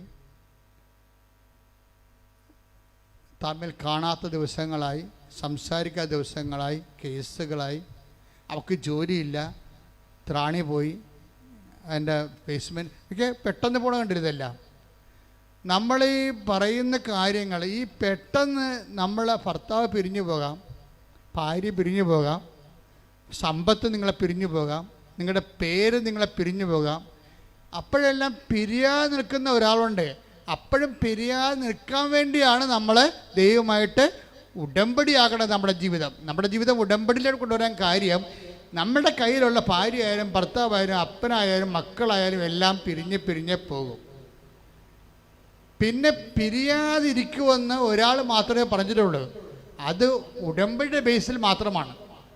ഞാൻ നിന്നെ ഒരു കാലത്തും വിട്ട് പിരിയത്തില്ലെന്ന് ദൈവം പറഞ്ഞിരിക്കുന്നത്. ഭർത്താവ് പിരിഞ്ഞാലും ഭാര്യ പിരിഞ്ഞാലും മക്കൾ പിരിഞ്ഞാലും ആരോഗ്യം പിരിഞ്ഞാലും സമ്പത്ത് പിരിഞ്ഞാലും ഞാൻ നിന്നെ ഒരു കാലത്തും വിട്ട് പിരിയത്തില്ലെന്ന് ദൈവം പറഞ്ഞിരിക്കുന്നത് ഉടമ്പടി ബേസ്മെൻറ്റിലാണ്. അപ്പോൾ അഭിവൃദ്ധിയുടെ ഒരു കാലമാകുമ്പോഴും നമ്മൾ ദൈവത്തെ മറന്നില്ല എങ്കിൽ അത് ആസ്തി ഭദ്രതയ്ക്ക് കാരണമാകും. എങ്കിലും നിങ്ങൾ മെല്ലിച്ച പശുക്കളുടെ കാലം വരുമ്പോൾ, സങ്കടത്തിൻ്റെ കാലം വരുമ്പോൾ, ക്ലേശത്തിൻ്റെ കാലം വരുമ്പോൾ, ജിഷ്മയ്ക്ക് വന്ന പോലെ നല്ലൊരു കാലത്ത് നമ്മൾ മോശം കാലത്തേക്ക് പ്രവേശിച്ച് ഡൈവേഴ്സായി പോകുന്ന ഒരു ടൈം വരുമ്പോൾ, അപ്പോഴും ദൈവത്തിൻ്റെ ഭർത്താവ് ഡൈവേഴ്സായി പോയാലും ദൈവം ഡൈവേഴ്സായി പോകത്തില്ല. അതുകൊണ്ടാണ് ആമോസിൻ്റെ 18:12 എടുത്ത് ശ്രുതികട്ടെ. ഹല്ലേലൂയ, ഹല്ലേലൂയ, ഹല്ലേലൂയ. യേശുവേ നന്ദി. ഹല്ലേലൂയ, ഹല്ലേലൂയ, ഹല്ലേലൂയ, ഹല്ലേലൂയ, ഹല്ലേലൂയ. എല്ലാവരും സ്തുതിക്കട്ടെ. ഹല്ലേലൂയ, ഹല്ലേലൂയ. ആമോസ് 8:12. അന്ന് അവർ കടൽ മുതൽ കടൽ വരെയും വടക്ക് മുതൽ കിഴക്ക് വരെയും അലഞ്ഞു നടക്കും. കർത്താവിന്റെ വചനം തേടി അവർ ഉഴലുമെങ്കിലും കണ്ടെത്തുകയില്ല. ഇങ്ങനെ ഒരു ആത്മീയ സിറ്റുവേഷൻ ഉണ്ട്. ഇത് നമ്മൾ ഇന്നല്ലെങ്കിൽ നാളെ സൂക്ഷിച്ചില്ലെങ്കിൽ ഫേസ് ചെയ്യേണ്ടി വരും. എന്താണ്? ആമോസ് 8:12. ഒന്നിനു വായിച്ചേ. അന്ന് അവർ അവർ കടൽ മുതൽ കടൽ വരെയും വടക്ക് മുതൽ കിഴക്ക് വരെയും അലഞ്ഞു നടക്കും. കർത്താവിന്റെ വചനം തേടി അവർ ഉഴലുമെങ്കിലും കണ്ടെത്തുകയില്ല. എന്തുകൊണ്ടാണ് ഇങ്ങനെ ഒരു സിറ്റുവേഷൻ വരണത്? നല്ല കാലത്ത് കർത്താവിനെ സ്മരിക്കാത്തത് കൊണ്ടാണ്. ഇപ്പം ജിഷ്മയുടെ വിഷയം എന്താണ്? ജിഷ്മ നല്ല കാലത്ത് പ്രാർത്ഥിക്കാതെയും ബൈബിൾ വായിക്കാതെയും കിടന്ന് ഉറങ്ങിയിട്ടില്ല. ആസ്തി കിടപ്പുണ്ടത്. അത് കാരണം ഇപ്പം ഡൈവേഴ്സായി, ക്ലേശക്കാലം വന്നിരിക്കുകയാണ്. പക്ഷെ ഭർത്താവ് ഡൈവേഴ്സായി പോയി, കർത്താവ് ഡൈവേഴ്സ് ആയിട്ടില്ല. കൈയടിച്ച് ശ്രുതികടല്ലേ. ഞങ്ങളുടെ ക്ലേശകാലത്ത് ഞങ്ങളുടെ കൂടെ നിന്ന് ഞങ്ങളെ സന്ധിക്കുന്ന അവിടുത്തെ സ്നേഹത്തിന് നന്ദി പറയുന്നു.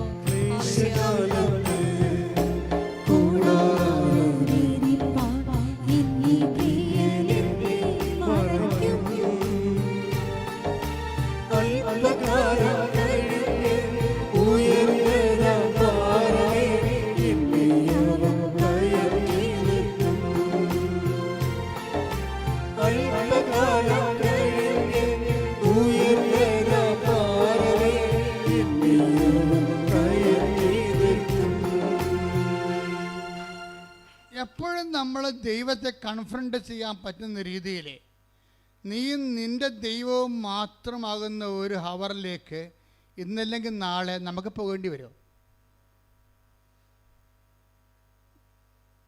ഞാനീ ദിവസങ്ങളിൽ ഒരു മരിപ്പിന് പോയായിരുന്നു. രോഗിയായി കിടന്ന സമയത്ത് അദ്ദേഹത്തെ കാണാൻ പോയി. പിന്നെ അദ്ദേഹം മരിച്ചു കഴിഞ്ഞ് ഞാൻ കാണാൻ പോയി. അപ്പോഴേ എന്ത് സംഭവിച്ചു കഴിഞ്ഞാൽ, രോഗിയായി കിടക്കുന്ന സമയത്ത് കുറേ ആൾക്കാരൊക്കെ വരും, ഉറ്റവരൊക്കെ വരും. മരിച്ചു കഴിയുമ്പോൾ അടക്കത്തിന്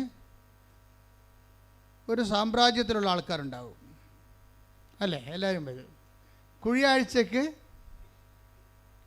പള്ളി വരുമ്പോൾ ഈ മരിച്ചത്ര ആൾക്കാർ കുഴിയാഴ്ചക്ക് ഉണ്ടാകത്തില്ല, അല്ലേ? കുറച്ച് ആൾക്കാർക്ക്, നമ്മളെ ഏറ്റവും അടുത്ത ആൾക്കാരൊക്കെ ഉണ്ടാവും. പിന്നെ 41 പറയുമ്പോൾ വലിയ അടിയന്തരമാണെങ്കിൽ കുറച്ച് ആൾക്കാരുണ്ടാവും. പിന്നെ ഇതെല്ലാം കഴിഞ്ഞിട്ട് മരിപ്പ് വീട്ടിലോട്ട് 1-2 പേരായിട്ട് ഒറ്റയും പെട്ടയുമായിട്ട് ബന്ധുക്കളും ഏറ്റവും അടുത്തവരൊക്കെ വന്നു പോകും. അവസാനത്തൊരു സീനുണ്ട്. ഈ ഭർത്താവ് മരിച്ച ഭാര്യയുടെ അവസാനത്തൊരു സീനുണ്ട്. എല്ലാവരും വന്നും പോയും കണ്ടും കെട്ടും പോയിട്ട് പിന്നെ ശാന്തമായിട്ട് മക്കൾ മാത്രമാകും. അവരുടെ പെൺമക്കൾ ആൺമക്കളെ മാത്രമാകും.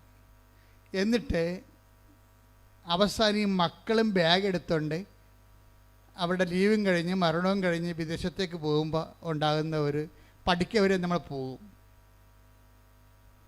പിന്നെ നമ്മൾ മാത്രമാകും.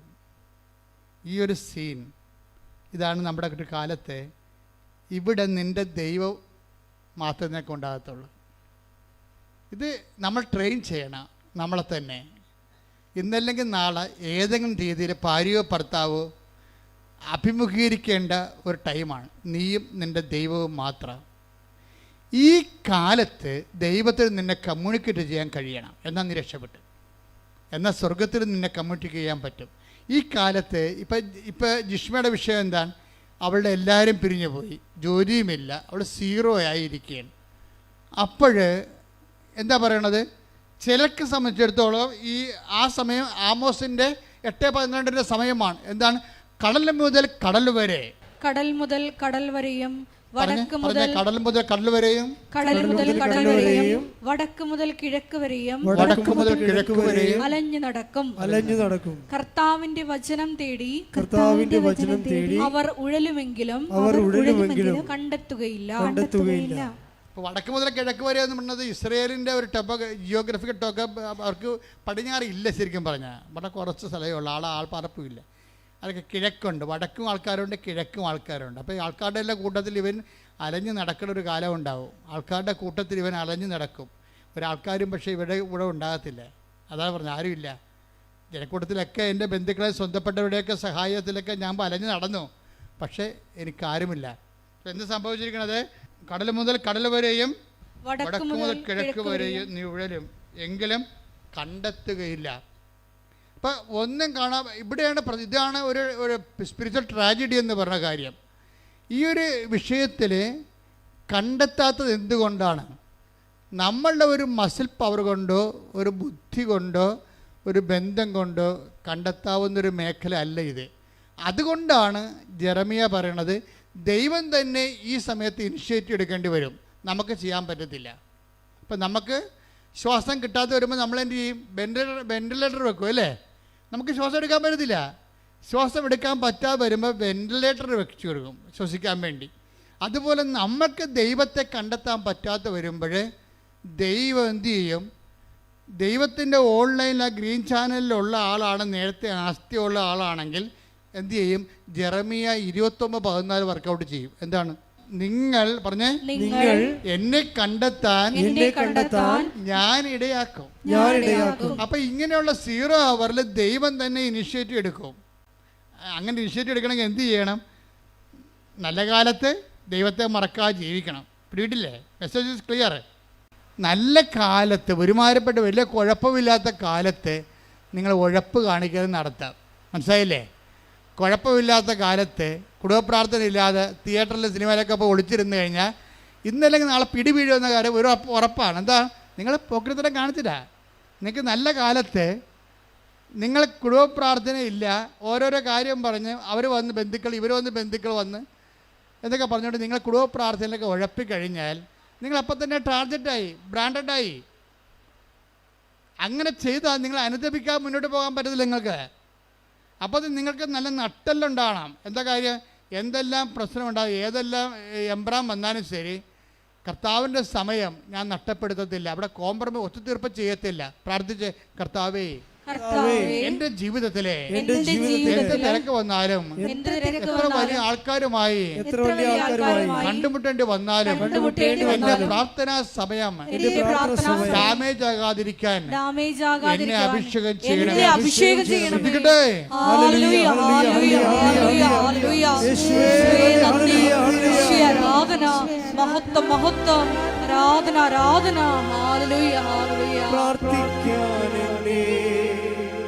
പഠിപ്പിക്കണമീശോ,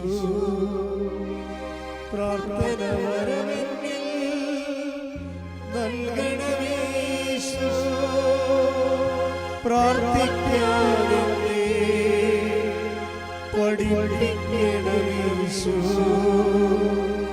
പ്രാർത്ഥന വരമെന്നിൽ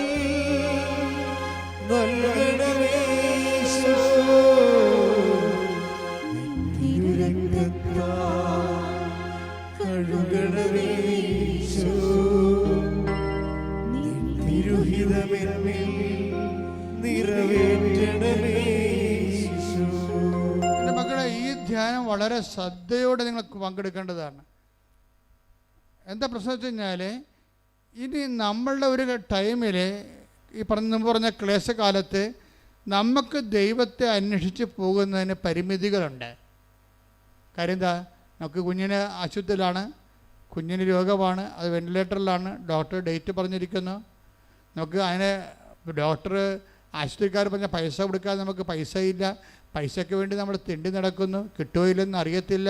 ഇങ്ങനെ എല്ലാം കൊണ്ടും നമ്മൾ മുട്ടുകയും വിളിക്കുകയും തിരക്കുകയും അന്വേഷിക്കുകയും ചെയ്യുന്ന കാര്യങ്ങളെല്ലാം നോ നോ നോ നോ എന്ന് പറഞ്ഞ് വാതിൽ നമ്മുടെ മുഖത്തിന് നേരെ കൊട്ടി അടക്കുന്ന സമയത്ത് നമുക്ക് പ്രാർത്ഥിക്കാൻ പറ്റത്തില്ല. ഇങ്ങനൊരു ഹവർ ഉണ്ടാകും നമ്മുടെ ജീവിതത്തിൽ.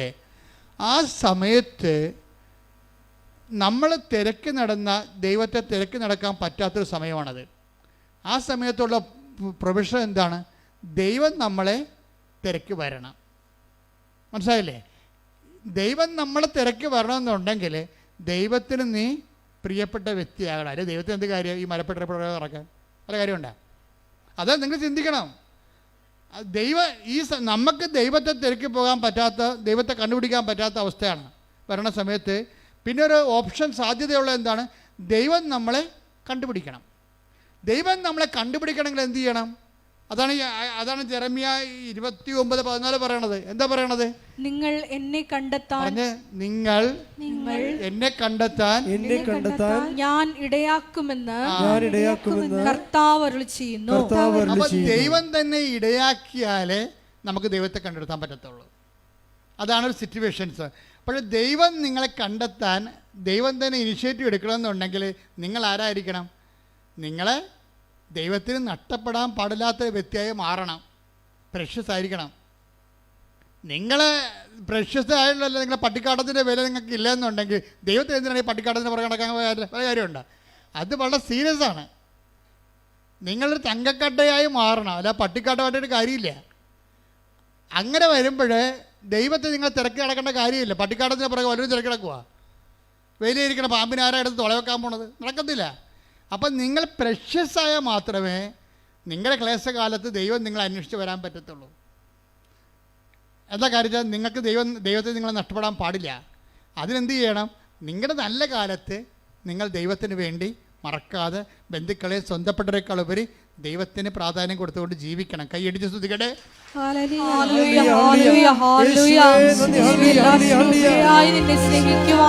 നിന്നെ മഹത്വപ്പെടുത്തി ജീവിക്കുവാൻ ഈ ആരാധനയിലൂടെ ഞങ്ങളെ തിരഞ്ഞെടുത്ത് അഭിഷേകം ചെയ്യണമേ, നിന്റെ സ്വന്തമാക്കി മാറ്റണമേ.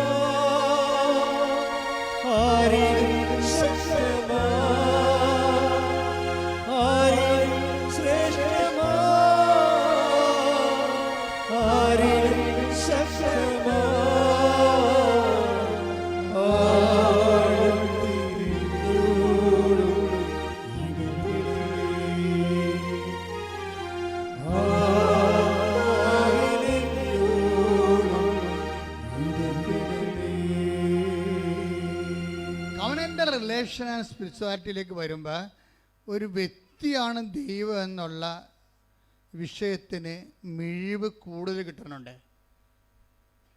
എല്ലാ വ്യക്തികളും ഇങ്ങനെ പിരിഞ്ഞ് പോകും. ഇപ്പം ജിഷ ശരിക്കും പറഞ്ഞാൽ ഡൈവേഴ്സ് അല്ല, സെപ്പറേറ്റഡ് ആണ്. തമ്മിൽ കണ്ടിട്ട് വർഷമായി തമ്മിൽ സംസാരിച്ചൊരു വർഷമായി കേസ് നടന്നുകൊണ്ടിരിക്കുകയാണ്. പക്ഷെ ജോലിയുമില്ല, ജീവിതം തീർന്ന് വല്ലാത്തൊരു അവസ്ഥയാണ്. ഈ സമയത്ത് എന്താണ് ഇവൾക്ക് ജെറമിയ 29:14 വർക്കൗട്ട് ചെയ്യും. എന്താണ്? ദൈവം ഇവളെ തിരക്കി വരും. കാര്യം ഇവളെ നഷ്ടപ്പെടാൻ പാടില്ല. കാര്യം എന്താണ്? നല്ല കാലത്ത് ഇവൾ ദൈവത്തിന് വേണ്ടി ജീവിച്ചവളാണ്. അതുകൊണ്ട് എന്നാ ചെയ്യും? ഭർത്താവ് സെപ്പറേറ്റഡായി, അതുപോലെ തന്നെ അവൾക്ക് ജോലിയുമില്ല, അവർ തമ്മിൽ സംസാരവുമില്ല, കണ്ടിട്ട് മാസങ്ങളായി. ഇങ്ങനെ ഒരു വിഷമസന്ധിയിൽ ഇവൾ കർത്താവെ എനിക്കെന്ത് സംഭവിച്ചെന്ന് ചോദിക്കും. കർത്താവെ എനിക്കെന്ത് സംഭവിച്ചു, ഞാൻ ഇനി എൻ്റെ ജീവിതത്തിൽ എന്താണ്, കേസ് ഇങ്ങനെ വന്നിട്ട് ഇത് ഡൈവേഴ്സായി പോവുമോ, ജോലി ഇല്ലാതാണ്ടായി നിൽക്കുമോ, എൻ്റെ ജീവിതം തീർന്ന് പോവുകയാണല്ലോ, എനിക്ക് എന്ത് സംഭവിച്ചു എന്ന് ചോദിക്കും. എന്നിട്ട് ഇവളെന്ത് ചെയ്യും? ഇവളെന്താ ചെയ്തുകൊണ്ടിരുന്നത്? അമ്മ പറഞ്ഞിട്ട് ബൈബിൾ അവൾ മുടങ്ങാതെ വായിച്ചുകൊണ്ടിരിക്കുകയായിരുന്നു. അപ്പോൾ ഈ ഒരു വിഷമസന്ധി വന്നപ്പോൾ പെട്ടെന്ന് ഇവൾ ബൈബിൾ എടുത്തിട്ട് വിശ്വാസപ്രമാണം ചൊല്ലി ബൈബിൾ ഓപ്പൺ ചെയ്യും. കർത്താവെ എന്ത് ചെയ്യണം ഞാനെന്ന് ചോദിക്കും.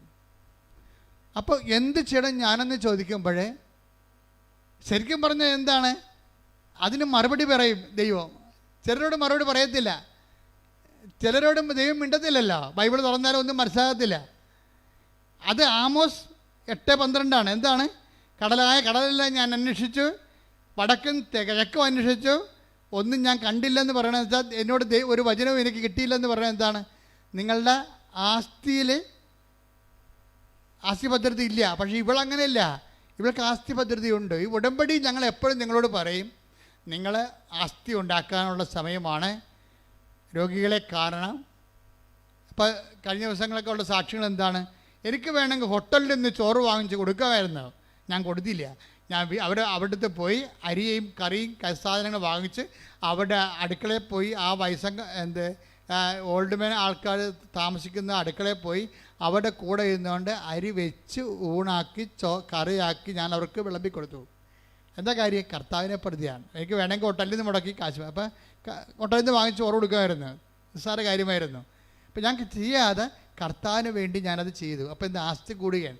ദൈവത്തിൻ്റെ നാമത്തിന്, ഈ ദൈവത്തിൻ്റെ നാമം എന്ന് പറയുമ്പോൾ ദൈവം നമുക്ക് അനുഭവവേദ്യമാകണതും നമുക്ക് ഇൻട്രാക്ട് ചെയ്യാൻ പറ്റണത് നാമത്തിൻ്റെ ബേസിലാണ്.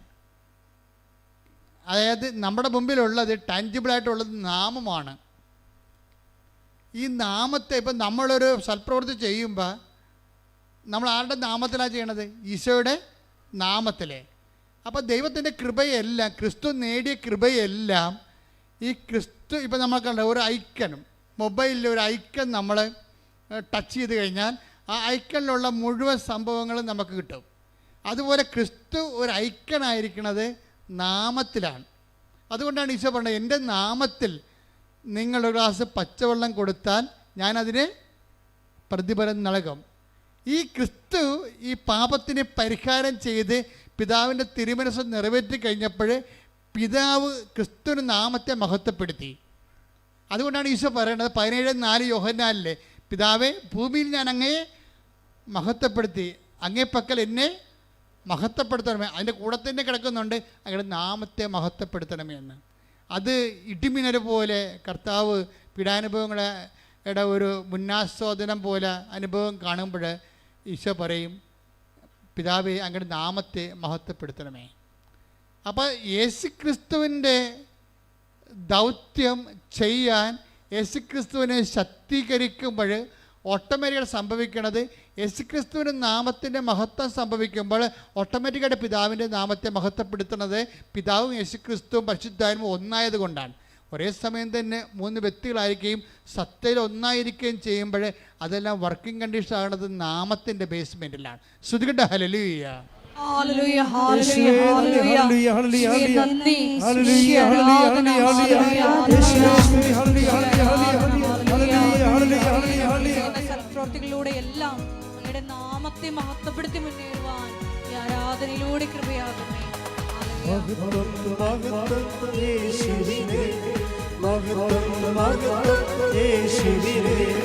ഞങ്ങൾക്കെല്ലാം കർത്താവേ, ഞങ്ങൾക്കെല്ലാം കർത്താവേ, മഹത്വം മഹത്വം യേശുവിനേ. ഞങ്ങൾക്കെല്ലാം കർത്താവേ, ഞങ്ങൾക്കെല്ലാം കർത്താവേ, മഹത്വം മഹത്വം യേശുവിനേ. കളിമൺ പാത്രങ്ങൾ ഞങ്ങൾ, അയോഗ്യദാസരം ഞങ്ങൾ. കളിമൺ പാത്രങ്ങൾ ഞങ്ങൾ, അയോഗ്യദാസരം ഞങ്ങൾ. ബലഹീനരാകും ഞങ്ങളെ ഉയർത്തിയ യേശുവിനാണ് മഹത്വം. ബലഹീനരാകും ഞങ്ങളെ ഉയർത്തിയ യേശുവിനാണ് മഹത്വം. മഹത്വം മഹത്വം യേശുവിനേ. മഹത്വം മഹത്വം യേശുവിന്. പരിശുദ്ധ പരമ ദിവ്യകാരുണ്യത്തിന് എന്നേരവും ആരാധനയും സ്തുതിയും പുകഴ്ചയും ഉണ്ടായിരിക്കട്ടെ. അപ്പോൾ ജിഷ്മയുടെ മനസ്സിൽ പരിശുദ്ധാത്മാവ് തോന്നിക്കും, എന്താണ്, നീ ഇപ്പോൾ ഭർത്താവ് സെപ്പറേറ്റ് ആയിരിക്കുന്നു, നിനക്ക് ജോലിയില്ല, നീ ഒറ്റപ്പെട്ടിരിക്കുന്നു എന്ന് പറയുമ്പോൾ ദൈവം തന്നെ ഈ ജെറമിയ നമ്മൾ കണ്ടതുപോലെ 29:14 അനുസരിച്ചുകൊണ്ട് എന്നെ കണ്ടെത്താൻ ഞാൻ ഇടയാക്കും. അങ്ങനെ ദൈവം തന്നെ ഇവരോട് പറയും, ഞാൻ സംസാരിക്കാം, നീ ബൈബിൾ ഓപ്പൺ ചെയ്യാൻ പറയും. ഉടനെ പരിശുദ്ധാത്മാവിൻ്റെ നിവേശനത്താൽ ഇവൾ ബൈബിൾ ഓപ്പൺ ചെയ്യും. ബൈബിൾ ഓപ്പൺ ചെയ്യുകയും ഉടനെ ദൈവം ഇവളോട് സംസാരിക്കും. എന്താ സംസാരിക്കണത്? ധൈര്യമായിരിക്കുക, ഭയപ്പെടരുത്, മുന്നോട്ട് പോവുക, നീ പോകുന്നിടത്തെല്ലാം ഞാൻ നിൻ്റെ കൂടെ ഉണ്ടാകും. ശ്രുതിക്കട്ടെ ഹല്ലേലൂയ. ഹല്ലേലൂയ ഹല്ലേലൂയ ഹല്ലേലൂയ യേശുവേ നന്ദി, യേശുവേ ആരാധന. ഹല്ലേലൂയ ഹല്ലേലൂയ. ഇതൊരു ഉടമ്പടി വചനമാണ്, നമുക്ക് എല്ലാവർക്കും അറിയാവുന്നതാണ്. എന്താണത്? ജോഷുവ 1:9 എടുത്തേ. ശക്തനും ധീരനുമായിരിക്കണമെന്നും അതന്നെ പറഞ്ഞേ, ശക്തനും ധീരനുമായിരിക്കുക. ഭയപ്പെടുകയോ പരിഭ്രമിക്കുകയോ ചെയ്യരുതെന്ന് നിന്നോട് ഞാൻ കൽപ്പിച്ചിട്ടില്ലയോ? എന്ത് മധുരമാ കേൾക്കുമ്പോൾ തന്നെ നമുക്ക് മധുരം തോന്നും. എന്താണ്? ശക്തനും ധീരയുമായിരിക്കുക. എന്താണ് ചെയ്യേണ്ടത്? ഒന്ന് വായിച്ചേ. ശക്തനും ധീരനുമായിരിക്കണമെന്നും ഭയപ്പെടുകയോ പരിഭ്രമിക്കുകയോ ചെയ്യരുതെന്നും നിന്നോട് ഞാൻ കൽപ്പിച്ചിട്ടില്ലയോ? നിന്റെ ദൈവമായ നേരത്തെ പറഞ്ഞിട്ടുള്ളത് ഓർക്കണം. എന്താണ്? എന്തെങ്കിലും വിഷയങ്ങൾ വരുമ്പോഴേ ബൈബിൾ തുറന്ന് തന്നെ അത് മെസ്സേജ് കിട്ടണമെന്ന് നിങ്ങൾ വാശി പിടിക്കരുത്. ഇപ്പം എന്താ പറഞ്ഞിരിക്കണത്? നിന്നോട് ഞാൻ നേരത്തെ പറഞ്ഞിട്ടില്ലയോ? എത്രയോ പ്രാവശ്യം പറഞ്ഞിരിക്കണം. എന്താ പറഞ്ഞിരിക്കണത്? ശക്തനും ധീരനുമായിരിക്കുക. പിന്നെ ഭയപ്പെടുകയോ പരിഭ്രമിക്കുകയോ വേണ്ട. ഭർത്താവ് സെപ്പറേറ്റ് ആയെന്ന് വിചാരിച്ചുകൊണ്ട് ഭയപ്പെടേണ്ട, പരിഭ്രമിക്കണ്ട. ജോലിയില്ല എന്ന് വിചാരിച്ചുകൊണ്ട് ഭയപ്പെടേണ്ട, പരിഭ്രമിക്കണ്ട. എന്താണ്? നിന്റെ ദൈവമായ കർത്താവ് നീ പോകുന്നിടത്തെല്ലാം നിന്നോട് കൂടെ ഉണ്ടായിരിക്കും. അവിടെ ഡൈവേഴ്സും ഇല്ല, സെപ്പറേഷനും ഇല്ല. അത് നിങ്ങൾ മനസ്സിലാക്കണം. ദൈവത്തെ ഇങ്ങനെയാണ് സ്നേഹിക്കേണ്ടത്. എന്താണ്? ആരെല്ലാം എൻ്റെ കൂടെ ഉള്ളവരെല്ലാം, മക്കളായാലും ശരി, ഭർത്താവായാലും ഭാര്യയായാലും നാളെ സെപ്പറേറ്റായി പോകും. പക്ഷെ നിന്റെ ദൈവമായ കർത്താവ് നീ പോകുന്നിടത്തെല്ലാം, അത് ഐസിയുലായാലും വെന്റിലേറ്ററായാലും സ്വർഗത്തിലായാലും, ഞാൻ നിന്റെ കൂടെ ഉണ്ടാകും. കൈയടിച്ച് സ്തുതിക്കട്ടെ. ഹല്ലേലൂയ ഹല്ലേലൂയ ഹല്ലേലൂയ. അന്ത്യം വരെ ഞങ്ങളുടെ കൂടെ സാന്നിധ്യത്തിന് സാന്ത്വനത്തിന് നന്ദി പറയുന്നു. ഒരുമിച്ച് പാടുക, കൈയടിച്ചുകൊണ്ട് സന്തോഷിക്കട്ടെ.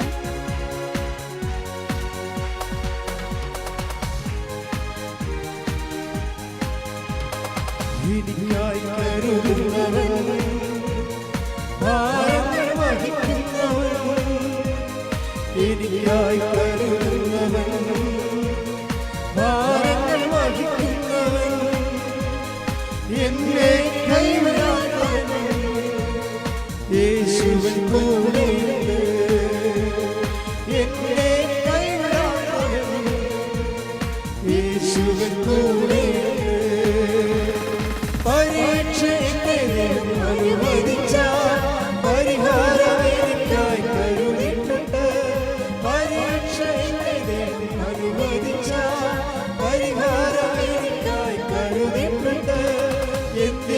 ചോദിക്കില്ല ഞാൻ, എന്റെ നന്മയ്ക്കായെന്നറിയുന്നു ഞാൻ. എന്തിനെന്നു ചോദിക്കില്ല ഞാൻ, എന്റെ നന്മയ്ക്കായെന്നറിയുന്നു ഞാൻ. പരിശുദ്ധ പരമ ദിവ്യകാരുണ്യത്തിന് ആരാധനയും സ്തുതിയും പുകഴ്ചയും ഉണ്ടായിരിക്കട്ടെ. അതായത് ഈ പണ്ട് ജിഷയുടെ വന്ന് ചോദിക്കണ ഭർത്താവുമായിട്ട്, എന്തിനാണ് ഈ ആൾക്കൂട്ടം എല്ലാം ഇവിടെ വന്നിരിക്കണത്? വല്ലതും അറിഞ്ഞിട്ടാണെന്ന് ഇല്ലേ? ഇങ്ങനെ എവിടെയെങ്കിലും അനുഗ്രഹം ഉണ്ടെങ്കിൽ കുറേ എണ്ണം ഓടിക്കൂടുമെന്നുള്ളതാണ് ഇവിടെ മനസ്സിരിപ്പ്. അതാണ് സംഭവം. ആ കമൻറ്റ് ചെയ്ത ആൾ ഇപ്പോഴെന്താ പറ്റിയത്? ഈ ആൾക്കൂട്ടത്തിലേക്ക് തിരിച്ചു വരേണ്ടി വരണേ. അവർ വന്ന് ഉടമ്പടി എടുക്കും ഉടനെ. എന്താ, നീ പോകുന്നിടത്തെല്ലാം നിൻ്റെ കൂടെ ഞാനുണ്ടാവുമെന്ന് പറഞ്ഞില്ലേ? അപ്പോൾ ദൈവം ഓൺലൈനിലുണ്ടല്ലോ. ഇനി എന്താ ചെയ്യുന്നത്? അടുത്ത നടപടി എന്താണ്? ഉടമ്പടി എടുക്കുക. ആ ഉടമ്പടി എടുക്കുമ്പോൾ മാത്രമേ നമുക്ക് മനസ്സിലാകത്തുള്ളൂ എന്തിനാണ് ഇവിടെ ജനങ്ങൾ ഓടിക്കൂടണമെന്ന്. അപ്പോൾ ജിഷ വന്ന് ഉടമ്പടി എടുക്കും. ഉടമ്പടി എടുത്തു കഴിഞ്ഞിട്ട് എന്താ സംഭവിച്ചത്? മറ്റ് പ്രാർത്ഥന അനുഭവങ്ങൾക്കില്ലാത്ത വ്യത്യസ്തമായൊരു അനുഭവം ഉടമ്പടിക്കുള്ളത് എന്താണെന്നറിയാമോ? അത് ഇപ്പം നമുക്കറിയാമല്ലോ, ഇപ്പോൾ ദൈവത്തെ അനുഭവിക്കുന്നത്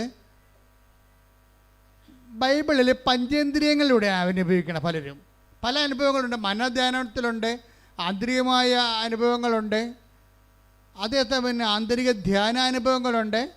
പക്ഷെ അതൊക്കെ ചുമ്മാ പണ്ഡിതന്മാർക്ക് വല്ല വിരലിലുണ്ടാവുന്ന ആൾക്കാർക്ക് ഉള്ളതാണ്.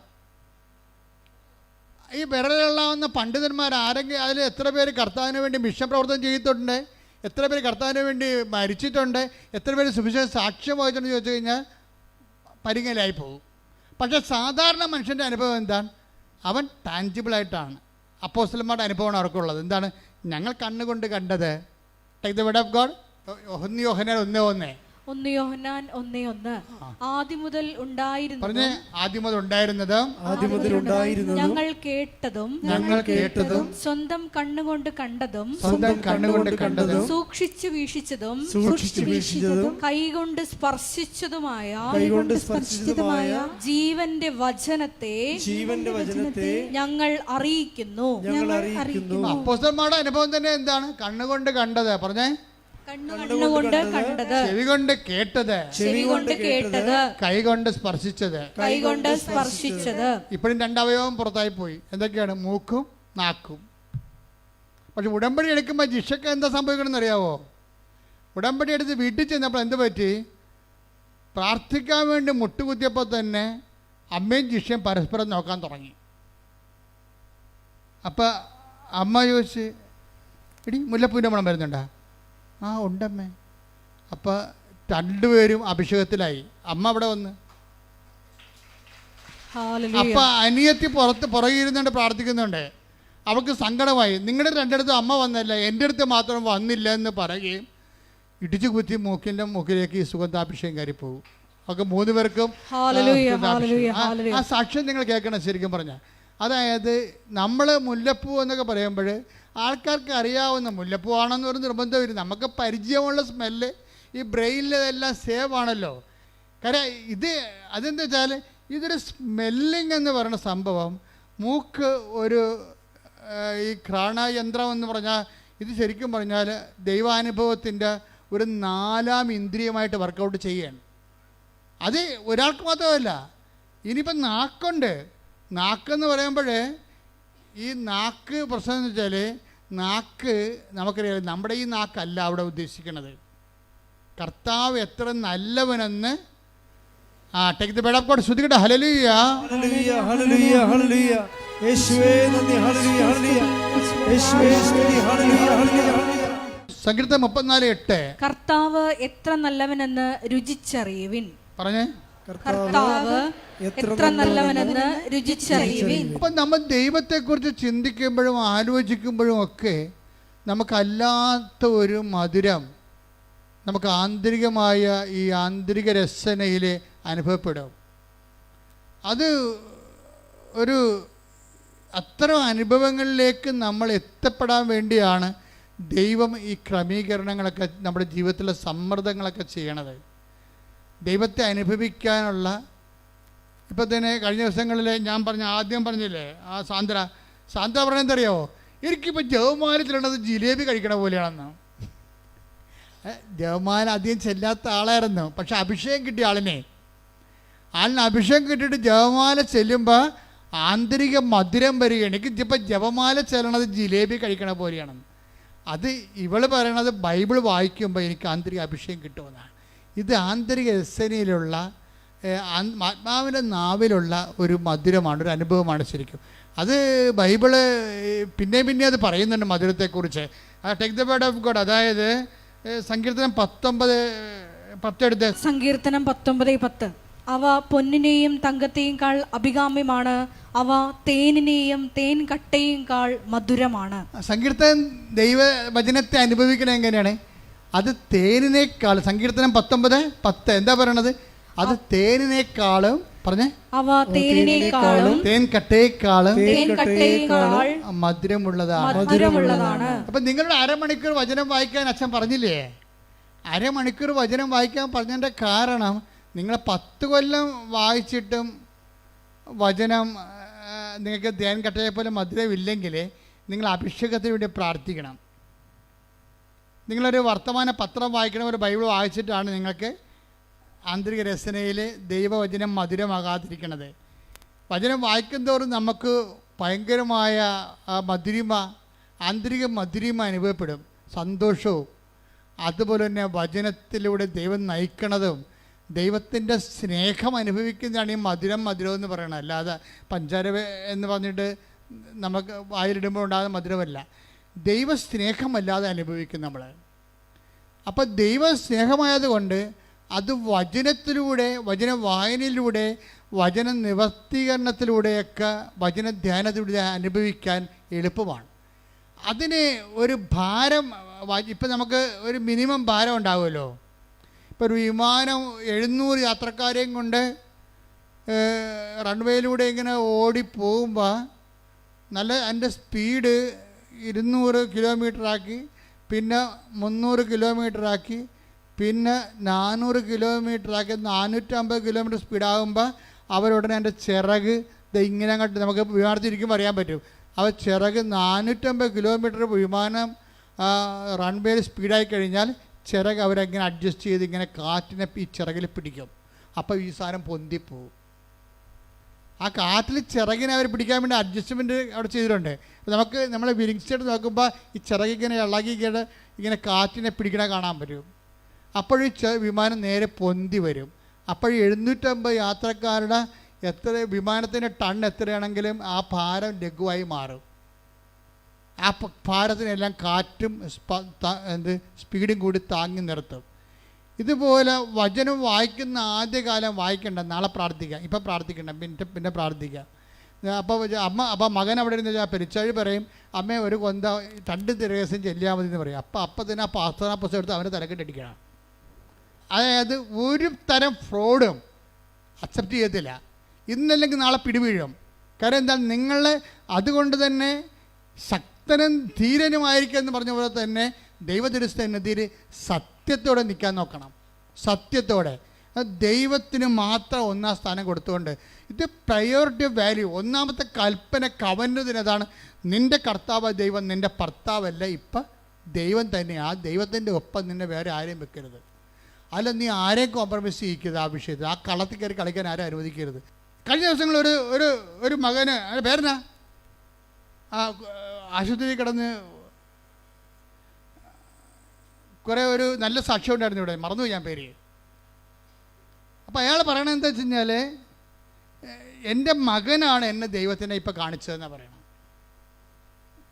എന്താ കാര്യം വെച്ച് കഴിഞ്ഞാൽ, മകൻ്റെ കൂടെ മകന് ജനിച്ചപ്പോൾ ചങ്കും കരളും ആമാശയവും കിഡ്നിയും ഒക്കെ പല സ്ഥലത്തായിരുന്നു.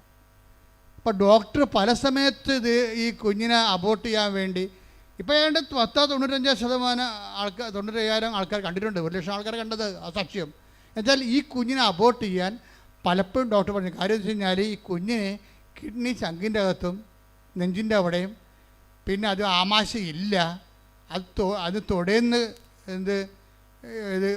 ഇത് വാങ്ങിച്ച് വെച്ചിട്ടാണ്, തൊടേന്ന് ഞരമ്പെടുത്തിട്ടാണ് ആമാശയം രണ്ടാമത് ഉണ്ടാക്കണം. അപ്പോൾ ഇങ്ങനെയൊക്കെ പല അവയവങ്ങളും ഇല്ലാതെ വരും.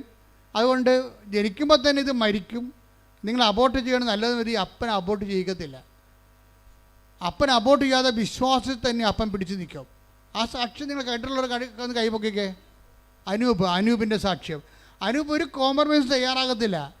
അവസാനം ആ കൊച്ചിന്, ആ മനുഷ്യൻ വിശ്വാസത്തിൽ ദൈവത്തിൻ്റെ കൂടെ നിന്നുകൊണ്ട് വീണ്ടെടുക്കണ എടുപ്പെന്ന് പറഞ്ഞ ഐതിഹാസികമായ ഒരു ആത്മീയ വിജയത്തിൻ്റെ ചരിത്രമാണ്. കൈയടിച്ച് സ്തുതിക്കണല്ലേ.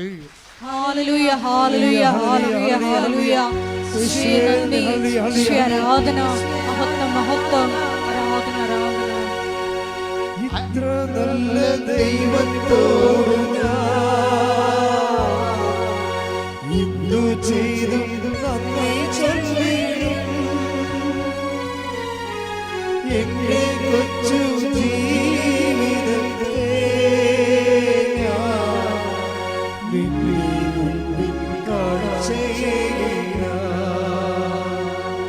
ഇത്ര നല്ല ദൈവത്തോട് എന്തു ചെയ്തു നന്ദി ചൊല്ലിടും.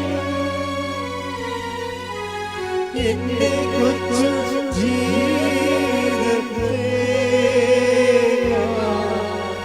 നിന്നെ മുമ്പിൽ കാഴ്ചയേകിടാം. അതായത് അനൂപ് എന്തുകൊണ്ടാണ് ഡൈവേഴ്സ് ചെയ്യരുത്, അബോർട്ട് ചെയ്യരുതെന്ന് പറയാൻ കാര്യം എന്താണ്? അയാളുടെ ആസ്തിയാണ്.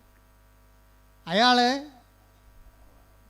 കുഞ്ഞുനാൾ പോലും മാതാവിൻ്റെ ആളാണ്. അപ്പോൾ ഒരു അറ്റ കൈ ഉണ്ടായാൽ അമ്മ അഭയം തരുമെന്ന് അയാൾക്കറിയാം. അതുകൊണ്ട് പക്ഷേ എന്നാലും പലപ്പോഴും പല പല പ്രശ്നങ്ങൾ കാരണം, ഈ ആമാശയമില്ലാത്ത കാരണവും അതുപോലെ കിഡ്നികൾ സ്ഥലം മാറിയിരിക്കുന്ന കാരണവും കുഞ്ഞിനെപ്പോഴും ഇഷ്യൂസ് ഡെവലപ്പ് ചെയ്യും. പല പല ഓപ്പറേഷൻ കഴിയും. ഒരു കൊല്ലമൊക്കെയാണ് ICU കിടന്നത്. 22 ലക്ഷം രൂപയാവും ചിലവ്. എന്നിട്ട് ഫൈറ്റ് ചെയ്യണം. ഡോക്ടർമാർ പറയുക, ഡോക്ടർമാരുടെ ആത്മവിശ്വാസം വരെ പോകുമ്പോഴും ഇവൻ ഈ ഉടുത്ത തുണിയാലെ ഇവിടെ വന്നു, ഉടമ്പടി എടുത്തിട്ടില്ല, ഉടുത്ത തുണിയാലെ അമ്മയെടുത്ത് വരും. അമ്മയെടുത്ത് വന്നിട്ട് പറയും, ഞാൻ അമ്മയ്ക്ക് ഒരാഴ്ച തരും എൻ്റെ കുഞ്ഞിനെ രക്ഷപ്പെടുത്താൻ. അവിടെ നിന്ന് അവൻ പറയും, ഞാൻ ഉടുത്ത തുണിയാലെ ഷേവ് പോലും ചെയ്യാതെ അമ്മയുടെ മുമ്പിൽ വന്ന് നിൽക്കുകയാണ്, ഞാൻ അമ്മയ്ക്ക് ഒരാഴ്ച തരും. ഇന്ന് ശനിയാഴ്ച, അടുത്ത ശനിയാഴ്ചക്കുള്ളിൽ എൻ്റെ കുഞ്ഞ് റെഡിയായിരിക്കണം, ഞാൻ പോകണമെന്ന് പറയും. അത് ആധികാരികതയാണ്. എന്ന് വെച്ച് കഴിഞ്ഞാൽ അങ്ങനെ പറയാനുള്ള ഒരു ചങ്കൂറ്റം എങ്ങനെ കിട്ടിയതാണത്? നേരത്തെ ദൈവത്തിന് വേണ്ടി ജീവിക്കുമ്പോൾ ആധ്യാത്മിക ജീവിതം നിനക്ക് നൽകുന്ന ഒരു ഈടുവെപ്പാണ്. കൈയടിച്ച് ശ്രദ്ധിക്കട്ടെ. ഹല്ലേലൂയ.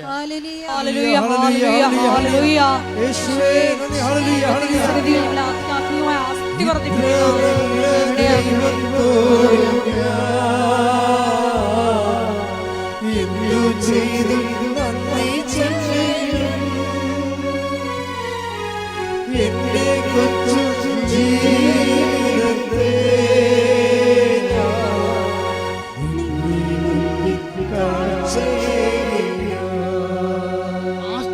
ഇതാണ് ആസ്തിയും ആത്മവിശ്വാസവും എന്ന് പറയണത്.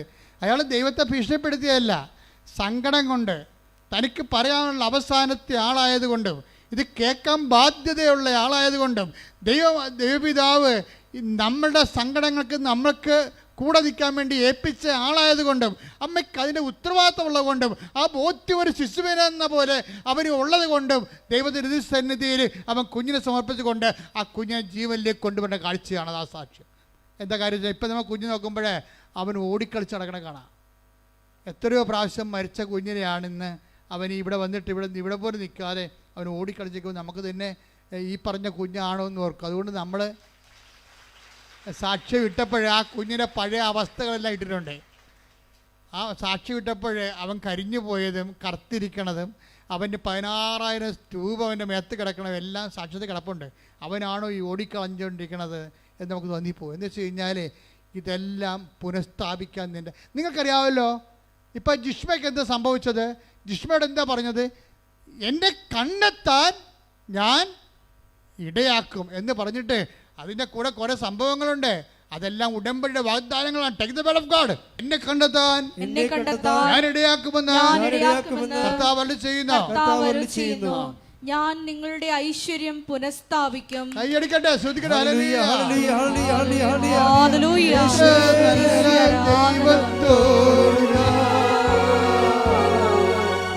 എന്തു ചെയ്തു നന്ദി ചൊല്ലിടും എന്റെ കൊച്ചു ജീവിതത്തെ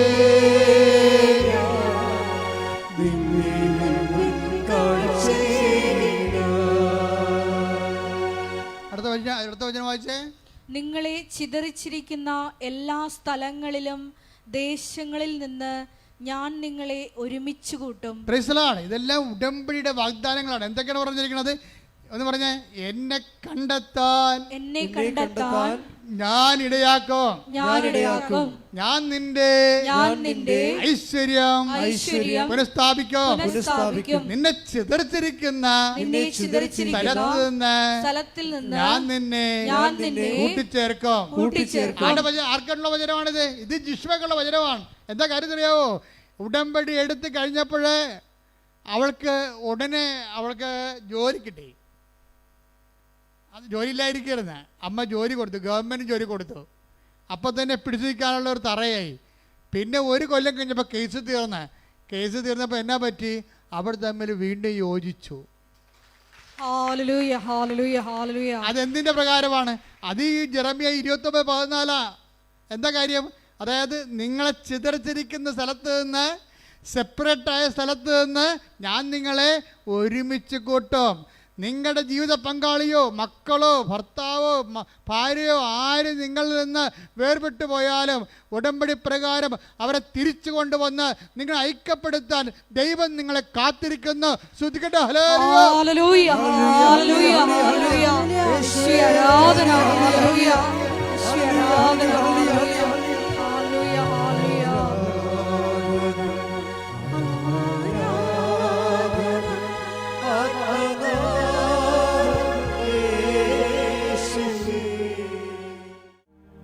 എൻ്റെ പ്രിയപ്പെട്ടവരെ,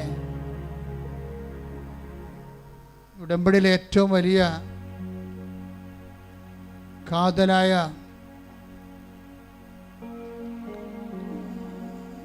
ദൈവിക